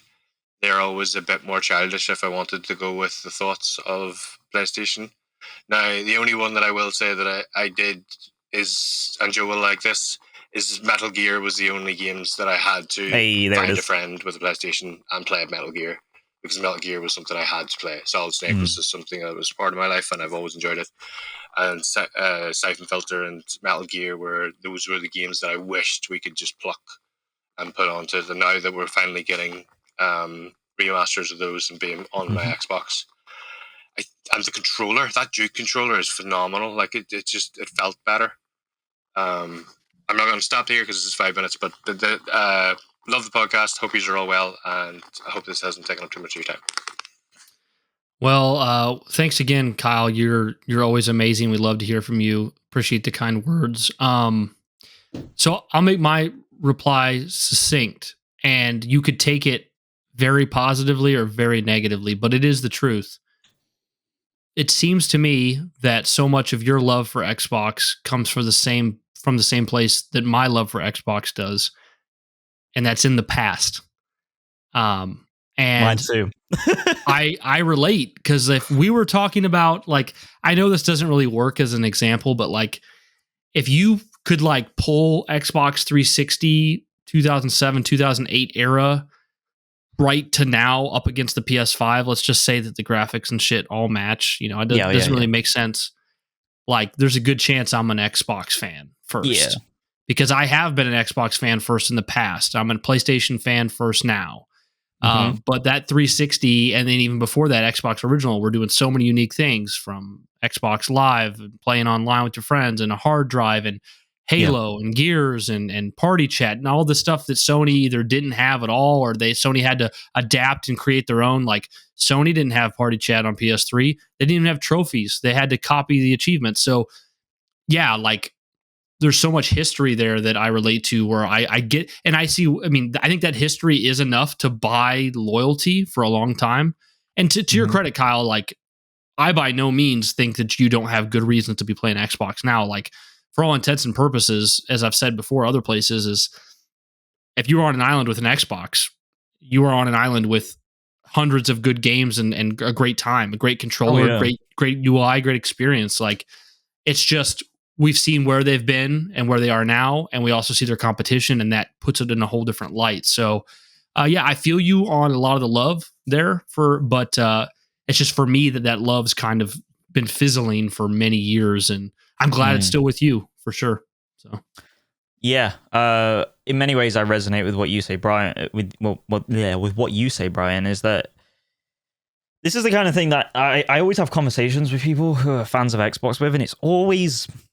And this isn't me attacking you, Kyle, at all. Like, I love the clip, and I really, really do appreciate where you come from when it comes from an accessibility standpoint, because it's, you know, like I sit here and I pipe on about the business side of things as much as I can, you know, and I think ultimately, like, there is a side of me that's a customer that is like, I think what Xbox is doing from a noble side of things is their accessibility, is the fact that you can pick up, you know, the cloud streaming stuff on your Xbox One, and you can play, you know, a Halo Infinite title kind of game, you know, on that platform, even though it's made years after that console is technically obsolete, you know, in the runnings. And you said something cool about, like, you know, having a kind of PS Portal version on Xbox. That would have been cool as well, because that would even more feed into that accessibility side of things, because that's all streaming. So that could potentially last you throughout all the generations forever, as long as you have good internet, you know, even if it's all the way to the Xbox Series Z or whatever. But yeah, I totally resonate with that. There's always that side of me that's like customer first and gamer first in many ways, and like I'll always err on the side of that, you know, when a company makes a bullshit decision, if it's PlayStation or whatever. And, you know, I've just been talking about PlayStation with their, you know, their online requirement access on PC, you know, like hard locking people on in certain countries on Helldivers 2, and also obviously the price rises, me dropping down to Essential. Like, I always err on the side of the customer and what I want first and foremost. It's not like I'll inconvenience myself more than, say, you know, like a developer that could get my money and stuff, because ultimately, like, I have to vote for my wallet just as you do. But I will say that this is the kind of conversation that I always have with Xbox fans. Every time I talk to them, it's always like they love the ecosystem because they've been in it for so long. They're comfortable in there in that ecosystem. They don't want to learn a new storefront in many ways. It's not alien to them, and they're holding on to kind of like the franchises of the past, which is one thing that Xbox does a lot. PlayStation seems to have a really good hold on kind of taking a franchise and ending it when it needs to, whether it's like Uncharted 4, or, you know, whether it's a Jack game or whatever. Like, they always end with a little bit of fuel left in the tank, and hopefully they'll do it with God of War, which is something that I always talk about. Whereas Microsoft don't seem to do that in many ways. They rest on their laurels. They constantly bring out their old tired mascots that have no right to really be in combat anymore and stuff like that. And it's always representative of what the brand is. The brand is this like archaic, bought in, hyper fixated on funds platform that, while does a lot for gamer accessibility and gamer inclusion, more so than PlayStation does, and value, ultimately it's a platform that leads the way with just money and with legacy things, legacy designs, legacy titles, and the things that were so mind-blowing at the time, such as, you know, the Xbox Live Party Chat, you know, the trophy, not the trophy system, the achievement system and stuff like that at the time, and also like just the online capabilities that was pioneered by Max Hoberman, you know, in Halo 2 and stuff like that, and really pushed the way in terms of console MLG scenes and stuff like that. That stuff is still kind of things that they rest on in many ways. You know, they still rest on, like, you know, earning achievements to get funds and, you know, like discounts on your games and stuff like that. And ultimately, like, all that's cool, but none of that truly matters to me as a fan of PlayStation. And it makes me wonder, like, as a PlayStation fan, look at an Xbox fan, it's like, so you care about the small things, you care about the tidbits, the tertiary objects more than the main things that will make you, I don't know, like cry, laugh, joke, have great experiences like yesteryear, you know, with sitting on the couch and playing Halo with your boys and stuff. And obviously now playing PlayStation games, you know, on your own, like just being absolutely encapsulated with cinematic masterclass experiences. And yeah, you're like, one thing I will say is your clip, even though it's not convinced me why an Xbox fan, like someone can be like necessarily anti-PlayStation in relation to Xbox, it's convinced me as in why someone can be like an Xbox fan first and foremost, and ultimately it's what I suspected, which was obviously the accessibility, the value, the heritage.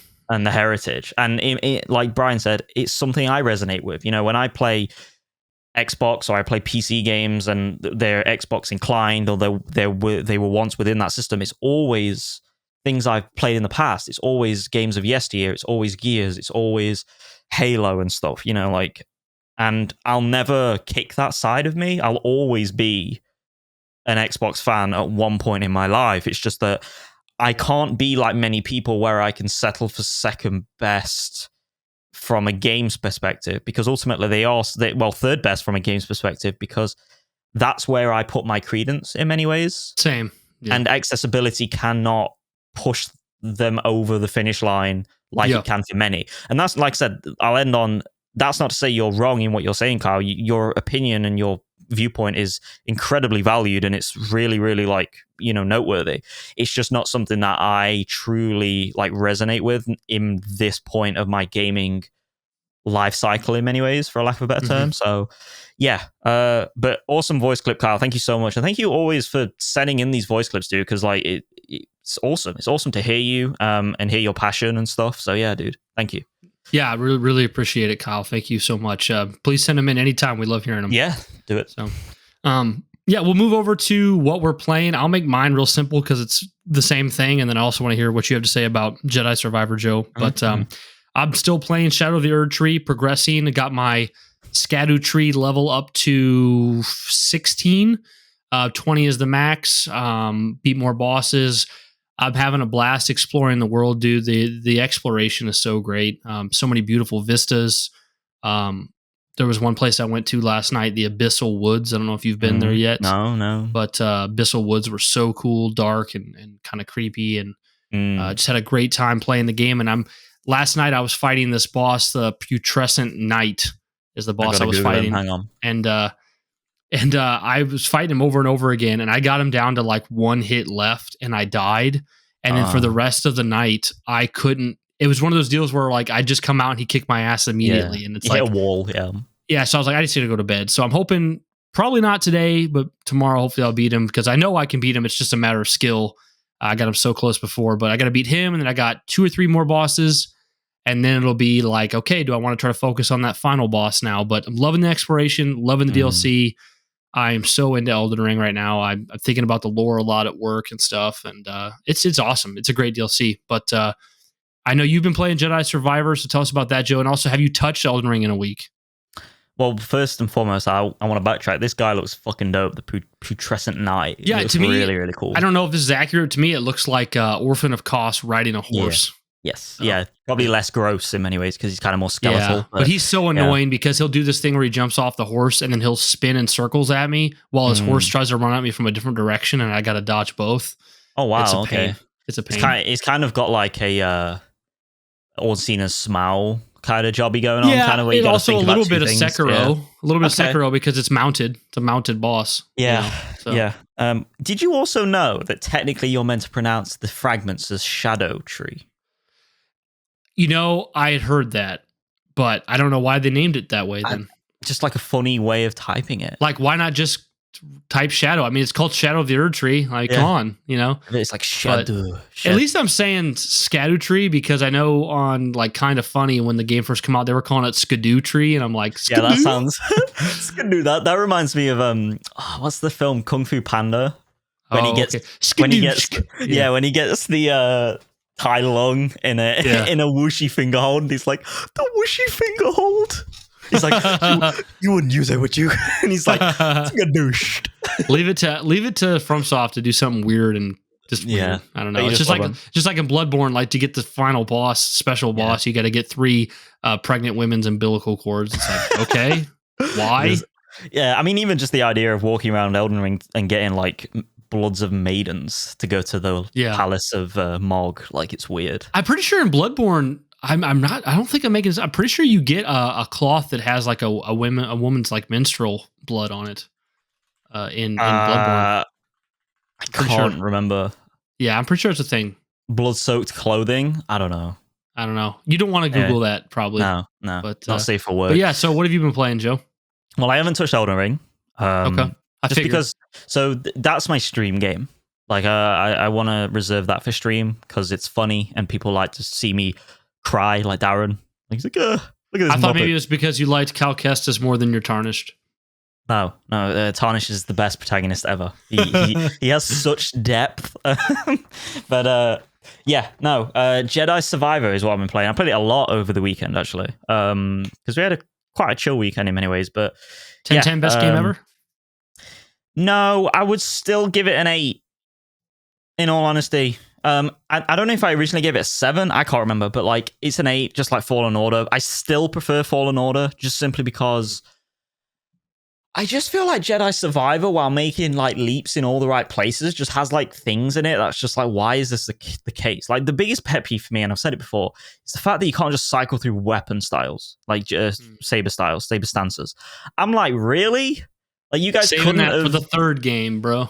Like you couldn't just use a D-pad to like all the way through. Like, I mean, we're literally talking about Elden Ring. Elden Ring has a D-pad thing where you can like obviously cycle through left and right, but you can also hold it to go back to the original position that you're in. Such a good feature of UX design. Like, why is you gotta have something for the third game? That's what I think. Yeah, I don't know. Maybe the third game you'll be able to like be in mid battle and be like dual loot lightsaber spear just immediately, But the problem you have is by you not having them on hand all the time, you just end up mainlining like 2 of them and just never changing out them. Like there's 2 that I use. I use the main saber and I use the dual wield sabers, right? Like that dual wield's one I use. The one, I think that's the best one in all honesty because it's so fast and you don't get animation locked in many ways. Yeah. And the dual bladed lightsaber with the ones on the end, that one's cool, but I feel like the damage isn't good enough anymore to like, because you can attack just as fast with the separated dual lightsabers, but you do more damage and you're not like the thing with the double bladed Darth Maul lightsaber is you're stuck in that like animation for so long when you do it, so you often get hit out of the animation. And then I found all of them now. So I found the one with the pistol, which I think is just like what's the point in that? Like if you really want to be like a gunslinger, I guess. Like, okay, cool. And then there's like the Kylo Ren longsword version, but it's like a longer version of his sword. I'm not bothered. I don't care. Yeah. Like, I'm just going to stay with what I have. So, yeah, it just essentially the way they've designed it is they've just like railroaded you into like, even though you have agency on paper, functionally, there's literally 0 point in changing. Because here's the thing with Jedi Survivor.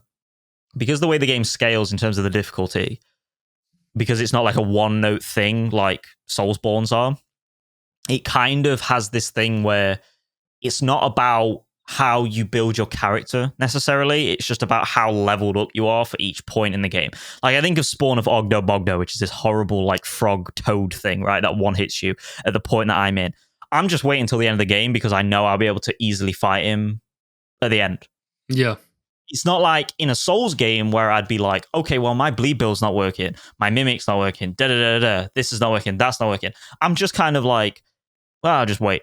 And I don't like that. From a Souls-like perspective, that is worse design, in my opinion, because you have all these options that are available to you. And obviously, Soulsborne's FromSoft games are more expansive in terms of what you can build than Jedi Survivor, 100%. But ultimately, like, why railroad players into this kind of design mainframe in many ways?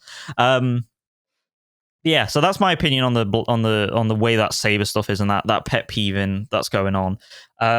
I've just gotten past the point, and it's not really spoilers because it's like literally fucking 5 hours in or whatever in the main story, where you take down the drilling machine, I think it is, in one of the temples, and it is really good. It's a really good set piece where you get this like flying ability and stuff, and that's all I'll say for spoilers. And it's just really dope. A lot of it's on rails, so it doesn't feel like you're doing much. In all honesty, it just feels like an over glorified cutscene. But it's great. It's really great. And this is the point when I realized that like they really fucked up with the design and the pacing of what they should have done with this game. They know that on PlayStation and in various other platforms that people like to platinum hunt and they like to collect-a-thon. So I take partial responsibility with this next criticism that I'm going to say. The thing with it is the section that I've just done where you're on this different planet, before you get to that, you're on Kobo. And when you're on Kobo, it's this big open planet, the biggest planet in the game as far as I'm aware, right, Brian? I believe it is, yeah. Yeah, it's like your home base planet, right? And it kind of literally gives you like, you can explore like 75% of it, 65% of it, which is a lot, bear in mind. It's like 10 to 15 hours or some shit. Like, it takes ages to do it. And it literally gives you that after the first main set piece mission, which is in Coruscant, when you're introduced to all the characters again. And it's like, okay, so a lot of us OCD players are going to immediately go, just like any other game that's well-paced, okay, we're going to do like as much as we can here, expecting it to kind of hard cap at a certain point and be like, you can't explore anymore. You need more abilities. But the problem with Kobo at the start, and that second point in the game, is you immediately kind of like, how do I say this? Like you immediately like want to go and do all this stuff, and you're expecting a hard cap like in other games. I think of like Resident Evils, for example, like where you can't progress in certain areas unless you go to a different area to come back. Peak level design. Resident Evil 2, prime example. Resident Evil 4, another, even though that's more linear in many ways and keeps you on the straight and narrow. But like what they should have done is they should have put this mining phase where you're on a different planet. They should have sandwiched that in before somehow. Like obviously the narrative would have been different, but put that into like before Kobo or like some, because the thing is when you're going on this mission in this droid facility, this droid mining section of the temple, you're picking up a lot of characters and talking to a lot of characters that actually come back to Kobo with you. Like you find a gardener, for example, that is optional. You don't have to find her, but you pretty much do find her because she's on the golden path. And it's like, oh yeah, you can come back to Kobo. And it's like, okay, why not just have this part before Kobo? So then when you get back, all your characters are there and stuff. So it just feels like there's this weird like hodgepodge of pacing that just stunted the start of the game for me personally, as someone who likes to see everything, do everything. And ultimately, like when I kind of did this section, it was like, okay, this is actually fucking a really good part of the game. And I'm really enjoying this because it's keeping me on the straight and narrow and not meandering like Kobo was. And this is great. I like it. But why structure it like this? Why do that? I like think you could have had it so there was a small portion of Kobo that you explore and then you disappear and you go to the next Jeddah, I think the planet is called. But yeah. So, I think this is plaguing a lot of games. Like the earliest, I'm sure it was earlier than this, but the earliest example I can think of was like Dragon Age Inquisition with the Hinterlands, where you start off on the Hinterlands and it's like, you can spend 20 hours there doing side stuff and not move forward. And what was happening is people who were obsessive about completing areas, like a lot of gamers are, like Joe, they would spend 20 hours in the Hinterlands and they're like, well, Dragon Age Inquisition sucks. I hate this. This is boring. Where it's like because the game didn't force you to move on. And a more recent example is Final Fantasy VII Rebirth, which you own, but you haven't played yet, Joe, is every area, like main story area, there's a ton of side content. And you're able to do all of it before you move forward. Well, by the time you've moved forward 3 times, you've done so much side content, you're just like, oh, I'm ready. I'm tired. I want to move forward. But you keep doing the side stuff and there's nothing to hard cap you to say, like, you should progress. And I think I don't know. It definitely comes down to the issue of like every game feeling like it needs to be huge and open world and like, hours equivalent to how much something's worth, and it's like, well, not necessarily. Dude, it's the same thing with Assassin's Creed Odyssey. Like when I played Assassin's Creed Odyssey, it's just like there's so much shit to do, and that game was so bad for it that I actually just stopped playing. Like I never finished the game because I was like, this thing sucks. Like, and it's all level gated as well, so it's even worse than Jedi Survivor. It's not like a mainline path where you follow the narrative. You can do that in Odyssey, but there's a lot of leveling and shit. And Valhalla's even worse. It's like, I think this is where my gameplay style really comes in handy because overall, I like Survivor quite a bit more than Fallen Order, but I don't do side content that much. So I basically just went from point A to point B with the golden path. And Survivor to me just had better. I thought the characters were represented better. I thought the gameplay was better. I enjoyed the story more. But yeah, I could still definitely see the case for Fallen Order being better. I just think that it's a lot smoother, better, well-developed game in Survivor.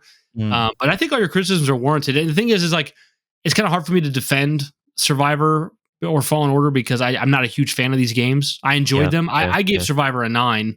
But I don't know. To me, they're just like one-off experiences. They're not like my favorite games. So yeah. My criticisms don't stop there, Brian. Keep on going. This game has on PS5, right? Playing it natively on PS5, terrible glitches. Like not to the point where it's game breaking, but like every time I take off in the ship, in the Mantis, and Grease is there, he's fucking T-posing in the fucking ship. That's like, wild, dude. He's right there. Like I played it on Xbox because of a sale. You had no problems, right? Like no problems at all. None. Yeah, it's so irritating, dude. Like he's just like standing there every time, and I can put money on it every time it's gonna happen. Every time you take off, and then like frame rate issues as well, like in the cutscenes. But also, I'm having like some frame rate issues like that drop depending on where I am in the world. Like if it's a big area and stuff, like there's a big desert open area on Jeddah that I think you'll know what I'm talking about. And it's just like, that's laggy as shit. And then also whenever you execute an enemy, certain kinds of enemies, there's like, you know, the bile maw, I think he's called, the orange thing. When you execute him, and then also there's like a big crab scorpion monster that comes at you in the sand dunes. When you execute them, you fly, you take off. Like I'm off the floor, I'm hovering. And then when the animation ends, I drop down to the floor again. And I'm like, I thought PC had all the issues, and I thought they figured them out. But I guess is Xbox the only solid version of the game? I guess so. Honestly, it pisses me off because I'm just like, why? Like, obviously, EA was just like, right, no more patches. Like, you're done. Like, you need to work on Apex Legends. Yeah, like, we made our money. We made our money. It's just like, fuck, dude. Like, I'm sitting here watching Grease T-pose and stuff, and then there's little things as well, like it doesn't properly use the SSD like it should do, in my opinion, the M2 SSD and the PS5, because when you I don't know if it's like this on Xbox, but when you load into the cantina on Kobo, it loads. Does that happen on Xbox? Like I don't know. What I mean by it is like, guys, you're standing there in front of this door, and like the light's just flashing, and it literally takes like 5 to 10 seconds. My guess is it does do that on Xbox, but I don't remember. It's just so like these things are like, even though these things are happening, I'm just kind of like, yeah, whatever, cool, like it happens. But they are small nitpicks that add up to like a really unpolished experience that just hamper the entire thing. Like, so what's your overall, just not necessarily what you rate the game, but what's your overall like rating for like the experience of fun and enjoyment you're having playing it at this exact moment? Because you seem more like it at like 6, 7 as far as enjoyment goes. It's weird because like I think the game is like an 8 out of 10, but it's like I said, it's marred by these problems. I think honestly, like I think I'd probably give it a 7 for enjoyment and an 8 for quality of game, if that makes sense. Yeah, that makes sense. And in many ways, like I think my 8 is kind of like helped by like the quality rating is helped by the fact that I liked Fallen Order quite a lot. Yeah. If I jumped into like, I mean, you shouldn't do this anyway because it's a follow-on sequel. It's not like an anthology series like Final Fantasy. But when if you were to jump into this second game before playing Fallen Order, because there is a recap to watch on the main menu for what happened in Fallen Order to catch people up. It's not really that polished of a game. Yeah. On PS5. And for many people, that's going to really mar the experience. And if you don't have that previous nostalgia or previous experience loving Fallen Order, like it's not going to raise that stake in many ways. And I don't know, it's a shame because there's so many cool things about the game. There's so many elements that are evolved, like Cal's movement is better. Another critique is that in general, and this is something with Fallen Order, Cal just seems sluggish. You know when you go from Elden Ring as a Soulsborne, which is like a true to form Soulsborne on that engine. When you go to Survivor, like Cal takes a bit to kind of start up sprinting. He like it's more seamless and it's more cinematic, but because of that, like there's something about like the movement that just feels like it's not. Like it feels like you're on delay, like half a second delay, and like even when you're blocking and stuff, it's like he seems to draw the saber too late. So you end up, if you're going for a late block on a blaster shot, like you end up getting hit by that blaster when you know you really shouldn't have because you pressed it in time. And then like just in general, like you kind of get animation locked too much, in my opinion, with enemies. It just feels like. When they made this game, it feels like they flew too close to the sun in trying to develop something maybe too quickly with too much leap in technology and also like just goal of innovation to the series. And they didn't have enough time to polish it all up. And it just feels like that all the way through, despite me enjoying what it is. Like, I think I'm at a point now where I'm over the hump of feeling like it's boring like it was when I first talked about it. It feels like, this is dope now. And I feel like it's going to hopefully continue going up from here. So, I'll be interested to see when you finish it if you feel better about it as a whole or worse. You know, Respawn's great, but they're also not FromSoft, and you kind of have.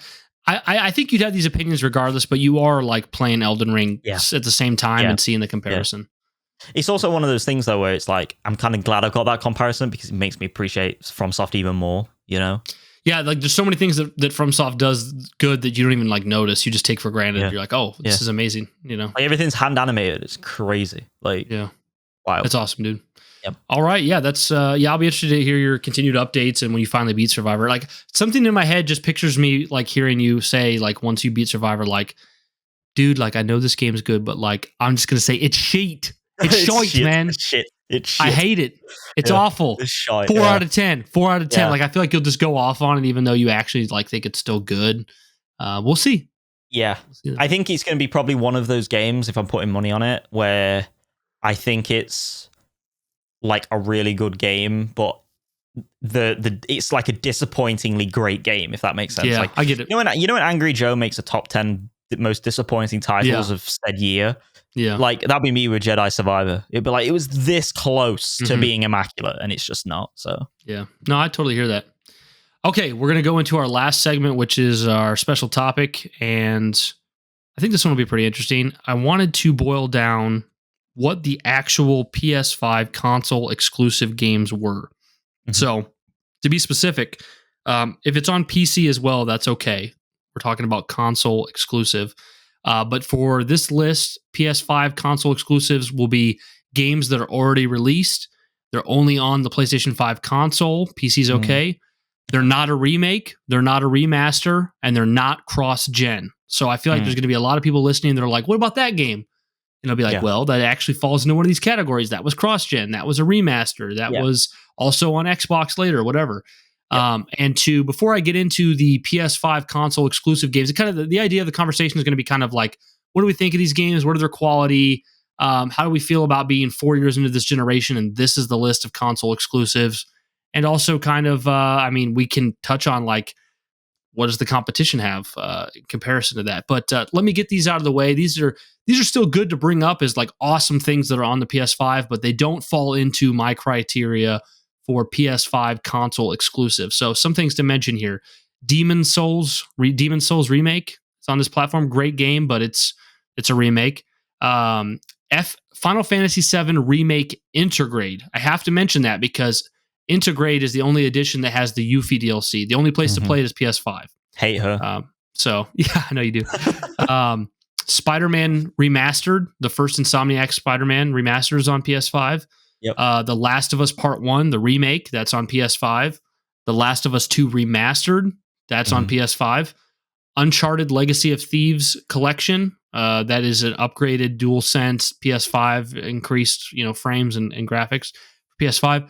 Death Stranding Director's Cut is only on PS5 with the extra editions. I wrote down Ghost of Tsushima Directors, but I'm pretty sure I looked it up later. That's on PS4 as well. Whereas like Death Stranding Directors is only on PS5. Ghost of Tsushima Directors is also on PS4, so that wouldn't count anyways. That's true. Yeah. God of War Ragnarok is a cross-gen game, so that's not a PS5 exclusive. Damn. Horizon Forbidden West is a cross-gen, not an exclusive. Spider-Man Miles Morales, cross-gen, not an exclusive. So lots of good stuff there I just mentioned that is on the PS5. It is a compelling reason to own a PS5, but it is not a PlayStation 5 console exclusive. Things used to be a lot more simpler back in the day. You go back to like the N64 and the PS1, and you're like, oh, Final Fantasy VII, that's on PlayStation. Oh, Mario, that's on N64. But now it's like it's a little different. Yep. So this is what I have, and I looked pretty hard. It's totally possible I missed one. So you can feel free to bring that up, or anybody listening, you can mention it afterwards. But this is what I got for PlayStation 5 console exclusive games that are already released, only on PS5, not a remake, not a remaster, not cross-gen. Astrobot's Playroom that came with every PS5. Yep. That's an exclusive. Yep. Forspoken from Square Enix, which it is a PS5 exclusive. Yeah. I'm not saying they're good or bad. Xbox could have that we'll one. come back. We'll come back. Still is a PS5 exclusive. Destruction All Stars. Never played it. Another game nobody really cares about. Final Fantasy VII Rebirth. Final Fantasy 16. Yeah. Stellar Blade. Yeah. Ratchet and Clank Rift Apart. Yep. Spider-Man 2. Returnal. Pacific Drive is an indie game that's only on PS5. I looked it up. It's nothing else. Well, PC, I believe. Rise of the Ronin and Helldivers 2. That is, from my 30-minute search, all I could find that is truly PS5 console exclusive. So let me throw out some of the heavy hitters again. Final Fantasy VII Rebirth, Final Fantasy 16 Remake, Stellar Blade, Spider-Man 2, Ratchet and Clank Rift Apart, Returnal, Rise of the Ronin, Helldivers 2. What do you think of that list at first, just first hearing it, Joe? What do you think of that PS5 console exclusive list? So the problem is if you came into this generation and you've not played, I won't tangent too long. I'll try and be succinct. If you've not played PlayStation before this, or you've not had any, more so if you've not had any consoles before this, you're new to gaming, you're getting into it now, pretty fucking strong. I mean, like, there's a plethora of genres, there's a plethora of titles. And also going off of what you're saying, like if you can then count in remakes, remasters, and all of the PS4 content, holy shit, this console is... Yes. But my thing is, like, why do you need to upgrade to a PS5 console specifically as these games? Yeah. But go ahead. Well, all I was going to say on that was, if you're predicated, like we are, on the PS4 generation, this is a weak generation. It really is. Whether you want to attribute this to COVID, or, just like every generation is more and more blurring the lines between generations. It feels like a PS4 Pro 2. Yeah, PS4 Plus, So, yeah, overall, that's my thoughts, yeah. Yeah, I mean, I think there's some, like, really, really heavy hitters. And, of course, not every game is going to be everyone's taste, but, like, both those Final Fantasies are heavy hitters. Spider-Man 2, heavy hitter. Helldivers 2, cultural zeitgeist. Stuff like Rise of the Ronin, Pacific Drive, nice to have there, not huge. Ratchet and Clank Rift Apart, sounds like an amazing game. We haven't played it, either of us, but still, but also not like a run out and buy a console for Rift Apart. You might buy a console for Spider-Man 2, not Rift Apart. Destruction All-Stars was kind of a fail. Forspoken was a fail. Yeah. And Astrobot's Playroom is actually great, and it's a pack-in title. It comes with your PS5. It also is part of the things that's inspired the Astrobot coming later this year, the full title. So I love that game. You can give your controller a blowjob. Joe loves the game. He got platinum in it. I played it. I loved it too. I just didn't finish it. I wanted to get into my, like, quote unquote real games. But I would say that this generation definitely has been weaker. Like Joe said, it kind of feels like a continuation of the PS4. Now, granted, like I said, if you figure in all of the third party, all of the cross-gen, all of the PS4 backlog, all of the remasters, all of the remake, there is infinite amounts of things to play on the PS5. If you buy this console, you'll have enough games to get you through everything. But I mean, if you compare it to, I don't have the list here, but like, what if you compare it to what Microsoft has on Xbox, like Starfield, Horizon, Redfall, Hi-Fi Rush came to PlayStation. Halo Infinite is on last gen. Yeah. Pentiment came over. I mean, so this is the thing, it's funny how, like, even when we're saying that the PlayStation 5 console exclusive games it's kind of weak, I feel like it's 3 to 4 times the competition. Now, of course, you have Nintendo over there on the side playing in the sand pit, and they have like amazing games pouring out the ears. But it's also like a super old console that we're just waiting for the next one. So. Yeah. So the weirdest thing about it is like, we obviously are not counting like Forbidden West and stuff. I think a lot of people that have played Forbidden West on the PS5 and they've looked at gameplay on the PS4 and stuff, or they've played it on both, I think they would argue that like, even though, you're well within your right to say like, obviously we're discounting that, we're not counting that because it's on PS4, which is objectively true. I think Horizon Forbidden West is a game that really you should be playing on the PlayStation 5 because it looks so gorgeous on the PlayStation 5 with the new hardware. Would you say it's like vastly different than like Ragnarok from PS4 to PS5? Yes. Okay. As much as I love Ragnarok is a PS4 game upscaled to PS5. Mm-hmm. Like true and true. Yeah. Like it might be bigger in scale in many ways. Like the areas are bigger, the environments are bigger. There's probably, if you dug into it, like the way I could perceive it is there's more enemies on screen at once, like attacking you. It's more busy, more bombastic set pieces. But ultimately, like it still has the designs of the 2018. So yeah, I think. But like, here's the thing: like, if you're going to compare it to the opposition, it's like Xbox is. I mean, I'm trying to think of one game that runs like phenomenally better, like Horizon Forbidden West does on the PS5 to the PS4. That is on the Xbox One to the Xbox Series X. To be fair, Halo Infinite.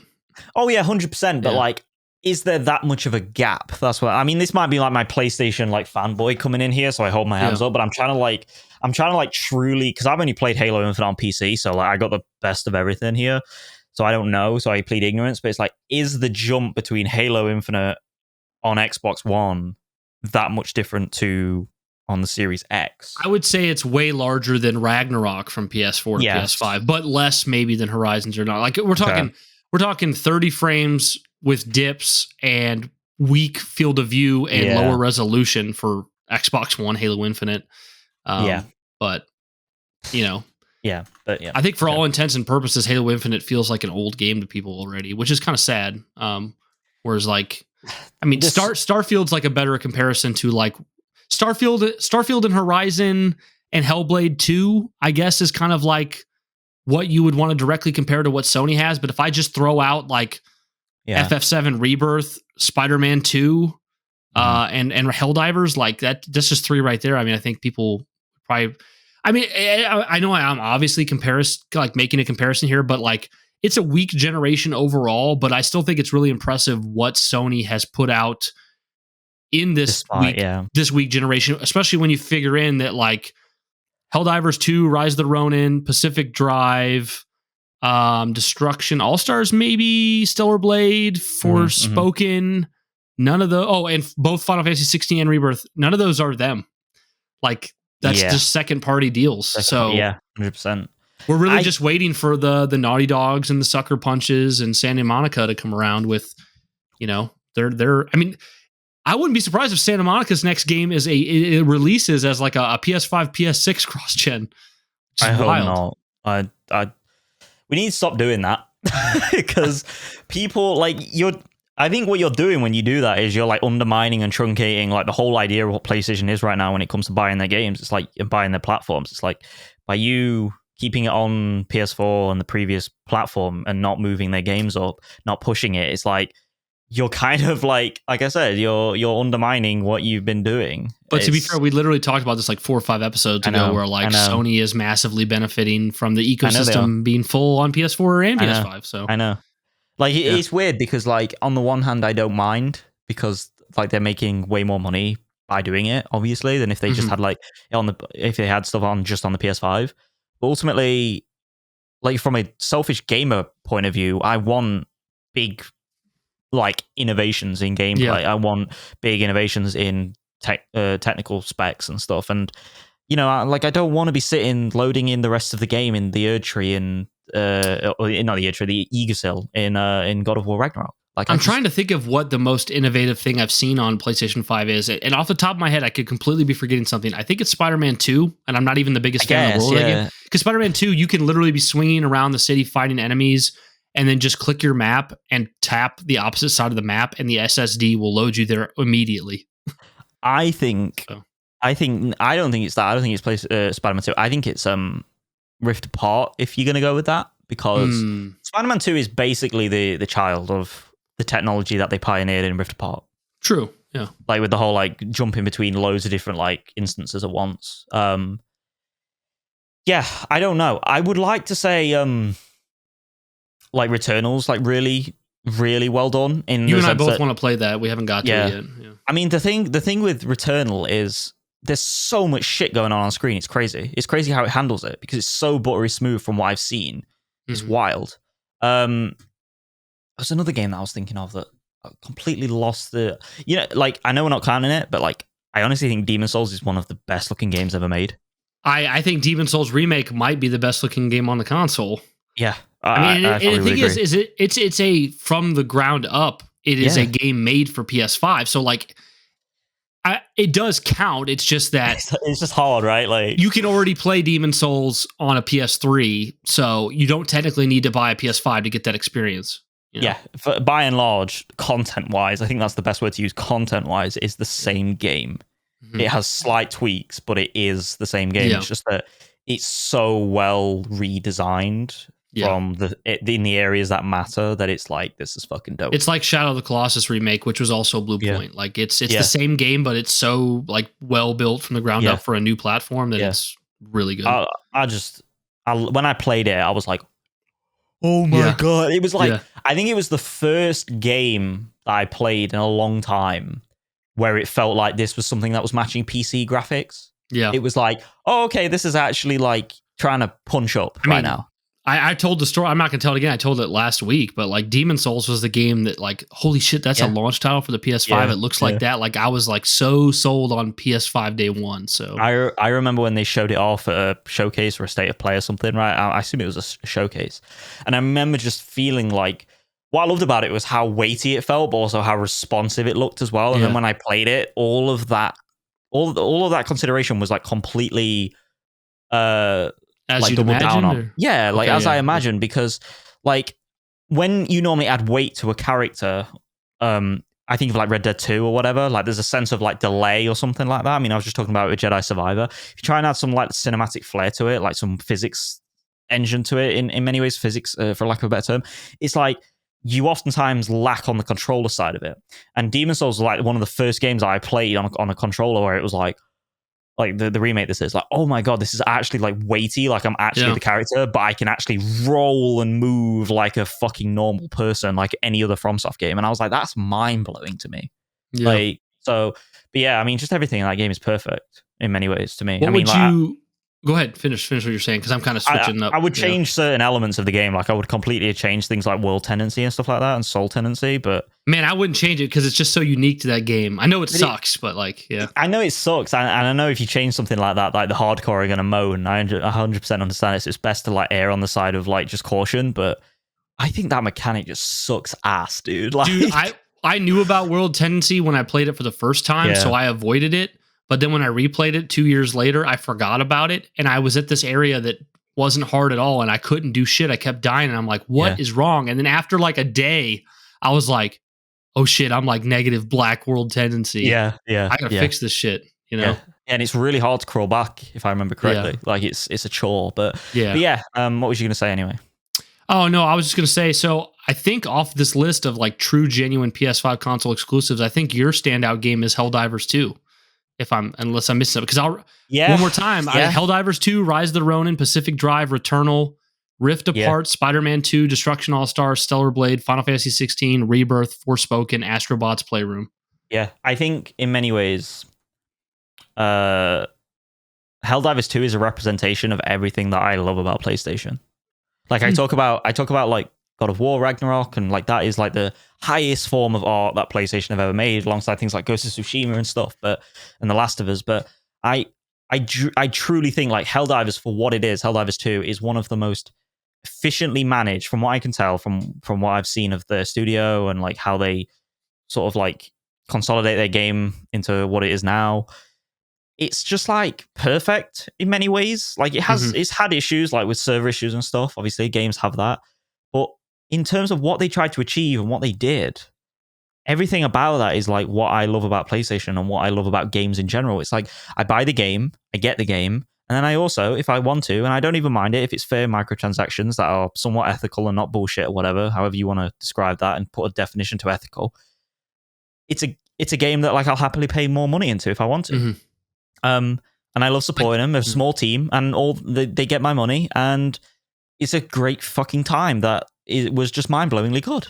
Like, and it's like they knew what they had and they maximized potential from it. Yeah, 100%.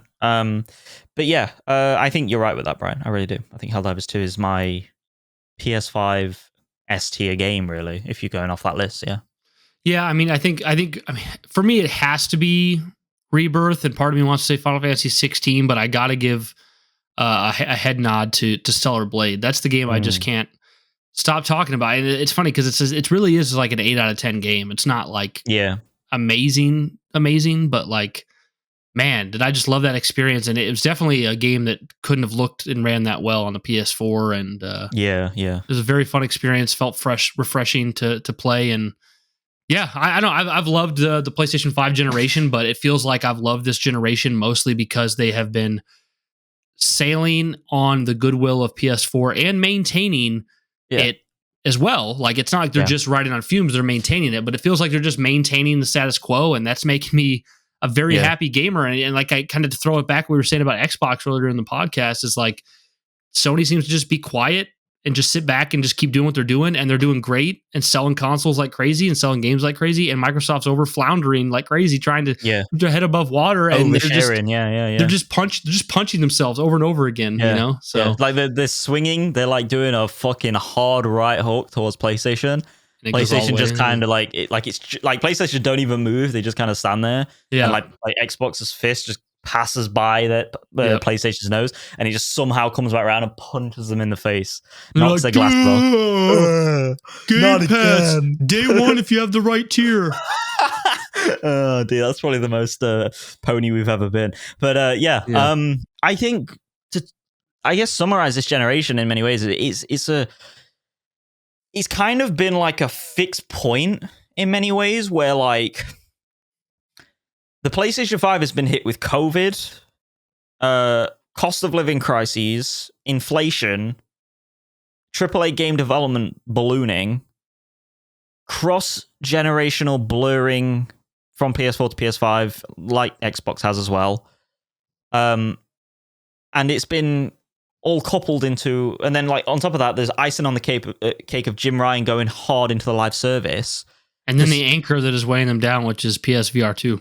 Yes, and then weird hardware choices that don't make sense in many ways in terms of their mark. Because in all honesty, like the PSVR from the start was a complete antithesis to everything that PlayStation is. Like, and you think they would have learned from PlayStation Vita that you can't do that again, but they did it twice after. I think PSVR 1 was successful enough and had a little bit of momentum that they were like, we got to really capitalize and try to make 2 better. And it was just like, no, that was it. You guys hit the peak already. So. You've hit the pinnacle. But plus we're past that era of like everyone wants to be the Wii and do crazy off the wall stuff. Like we're past that now, and people are just like, you know what?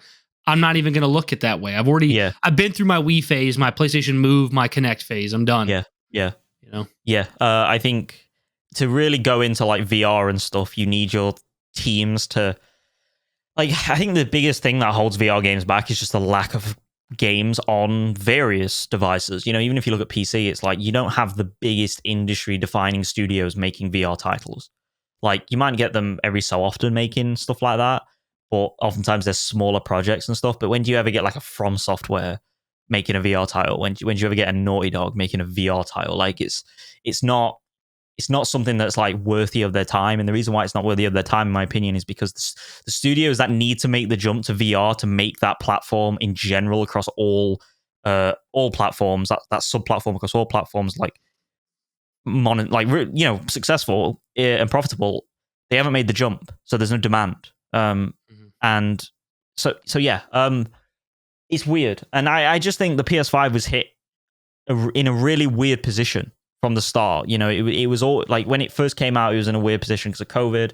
And then because of the Jim Ryan era, it was just weird because he decided to take it into like sort of murky waters, you know, uncharted waters, and it didn't really work out. And they're still kind of doing the live service titles, but they're like slowing it down a little bit.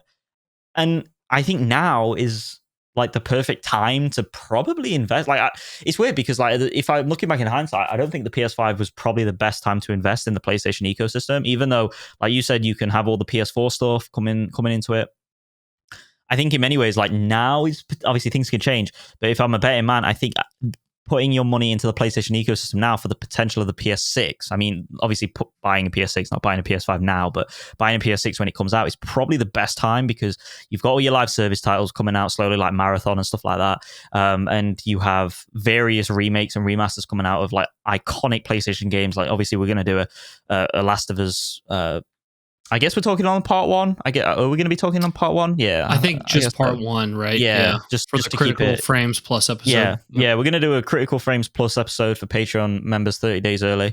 So you've got that stuff. You've got the remakes coming back, the remasters coming back. You've got your kind of game preservation side of things, and you've also got obviously your second party narrative games like Stellar Blade coming out. But you've also got every so often, especially when this transitional period changes over to Herman Hulst. I think you've got the future games coming out. You've no doubt got Last of Us Part 3. You've got Ghost of Tsushima 2. Like these are the games that will really, really make like the PlayStation sing, the PlayStation 6 sing / late PlayStation 5. And I think that is the perfect time to invest in PlayStation. In all honesty, I wouldn't even say now is the best time. So, yeah.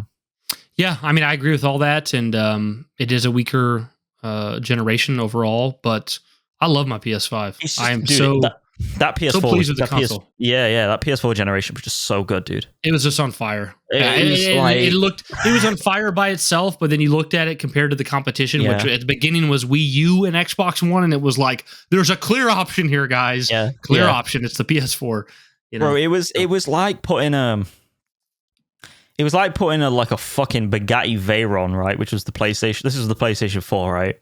Against like the Xbox One at the time, which was like a Citroen fucking C4. And it was like, it would like do a race, right? And obviously the Bugatti Veyron would dust it. And then you'd like, some guy would come out with like a whole tub of nitrous. And he'd be like, oh, this is like 2018, right? When like God of War, like fucking 2018 came out and like Spider-Man, oh, let's put this in, and like just dumped nitrous into the fucking fuel and was just like, bro, why are you doing that? It's like, bigger is better, baby. Mm-hmm. And then like you just see the Bugatti just go boom, like it's like, oh shit, like it really felt like you were strapped in your chair this time. Like, I mean, like the time when God of War 2018 came out and like not came out, but it was shown and there was that trailer when it was like, boy, feed us, I am hungry. And like you see all the guy, like there's reactions of people screaming at like this icon coming back. It was like that was it. Like that was shocking to me that when we were in the PS3 generation, like, you know, there's this perception of each console generation, and the perception of the PS2 has always been God tier. You know, God tier console, library, sales. And it's crazy that the PS4, at least in my eyes, and I think a lot of other people's eyes, like I look at the PS4 in the past, look at its games, its console, its generation, everything about it, and I'm like, it has that glory around it the PS2 did. I'm like, they did the PS2 again. You know, like I know didn't sell quite as much, but didn't have that big DVD player built-in appeal. But man, it felt like the PS2 era again. So, but hey, at least the PS5, like if the PS5 feels like a continuation of the PS4, that's a hell of a lot better than feeling like the PS3. You know what I mean? So. Yeah. You got to take your W's where you can find it in many ways. And I mean, the fact that Sony are like still leading the generation, despite in many ways, like it's weird because if you look at it on paper, if you take away like the sales and the success of the subsequent releases and platforms, if you actually look at like how PlayStation is in comparison to Microsoft, you'd think if you told someone Microsoft's got all this money, they've got all these teams, they've got all this, they've got all that, they've got, you know, infinite money, whatever. And then you look at PlayStation, they've not got as much money. It's like PlayStation is the main side of Sony. If PlayStation go down, Sony really takes a hit, etc., if not folds. Yep. You'd think like the person on paper, even myself, I'd be like, well, Microsoft surely is winning. Like they just keep going. Like there's nothing holding them back. Yeah. But PlayStation seem to keep defying all odds whenever they make games and whenever they make platforms now. And I hope it just continues because I'm a fan of their studios, and that I'll always say that. Like I'm a fan of their studios first and foremost. I don't care about their ecosystem. Like you could literally swap the Xbox ecosystem for the PlayStation ecosystem, let me have my trophies because Xbox achievements are shit. But swap that out. Give me the Xbox ecosystem. As long as I have the games, I don't care. Like that's me. So yeah, great generation, just hampered by various factors. That's all. So yeah, well, Joe, we talked about PlayStation and their approach to buying games versus Microsoft flailing with their Game Pass and day one all over the place. We talked about Erd Tree and Jedi Survivor and the PlayStation 5 exclusives and how that console is holding up comparatively to prior gens. I think we talked about a lot of good stuff here, and I really enjoyed talking with you. Are you ready to get out of here? We'll pitch some stuff and sail off into the great beyond. That sounds actually more bleak than I want it to sound. Sail off into the Blue Lagoon. That's probably Blue better. Lagoon. Right? Let's go with that. That sounds better. Yeah. Is that PlayStation? Is that the land of PlayStation? The Blue Lagoon? I guess so. Yeah. Blue. Right? That's their color. Should hire me for my for the brand marketing. Just your voice. I mean, I would believe you if you said something about PlayStation. If you were like, we're the only console that has a game controller, I'd be like, wow, that's real. Amazing. Yes, yeah. I'm buying. Yeah. Guys, if you want to support us monetarily, we have one tier on Patreon, which is just $5, and you get a bunch of bonus content like extra episodes, Discord access, ask a question on the show, have your name shouted out. We really appreciate that. That's patreon.com/criticalframes. Like I said, just one tier, $5. We'd appreciate that. It'd be awesome. We thank you for listening and just being here. If you could leave a review on wherever you listen, whether it's Spotify or iTunes, that would help us with a 5-star review. You can say that Joe and Bryan shit their pants as long as it's 5-star. That's all that matters. If you want to leave us email or voice clips, send that to criticalframes@gmail.com. If you want to follow us on Twitter, that is @criticalframes, where Wesley is running that Twitter all the time, having a good time there. Come join us in the Discord. Everyone's welcome. We'd love to talk to you. Guys, thank you so much for being here and listening to another episode. We made 10 episodes. That's a nice little milestone. Oh, yeah. It's episode 10 in it. I completely forgot. Wow. For Joe and I to go double digits on a podcast, and it also to be like meaty 2-hour plus episodes every time. This isn't little frail episodes like we've done in the past and other ventures. So very celebratory to make it to the Big 10. We thank you all for being here. We love you guys. Do you have any final thoughts, Joe, before we get out of here? No, dude. Exciting to get to episode 10. I'm going to go eat because I haven't eaten since 12 today, and it's 9:30 p.m. See, this is the stuff like people don't understand about podcasting. Like you got to stick to schedules, you got to stick to times, and sometimes you got to miss out on human normalcies. See, I go back and forth between like either eating after or eating before. But if I eat before, I'm like, I really got to find a way to use the bathroom before the podcast starts. You know what I'm saying?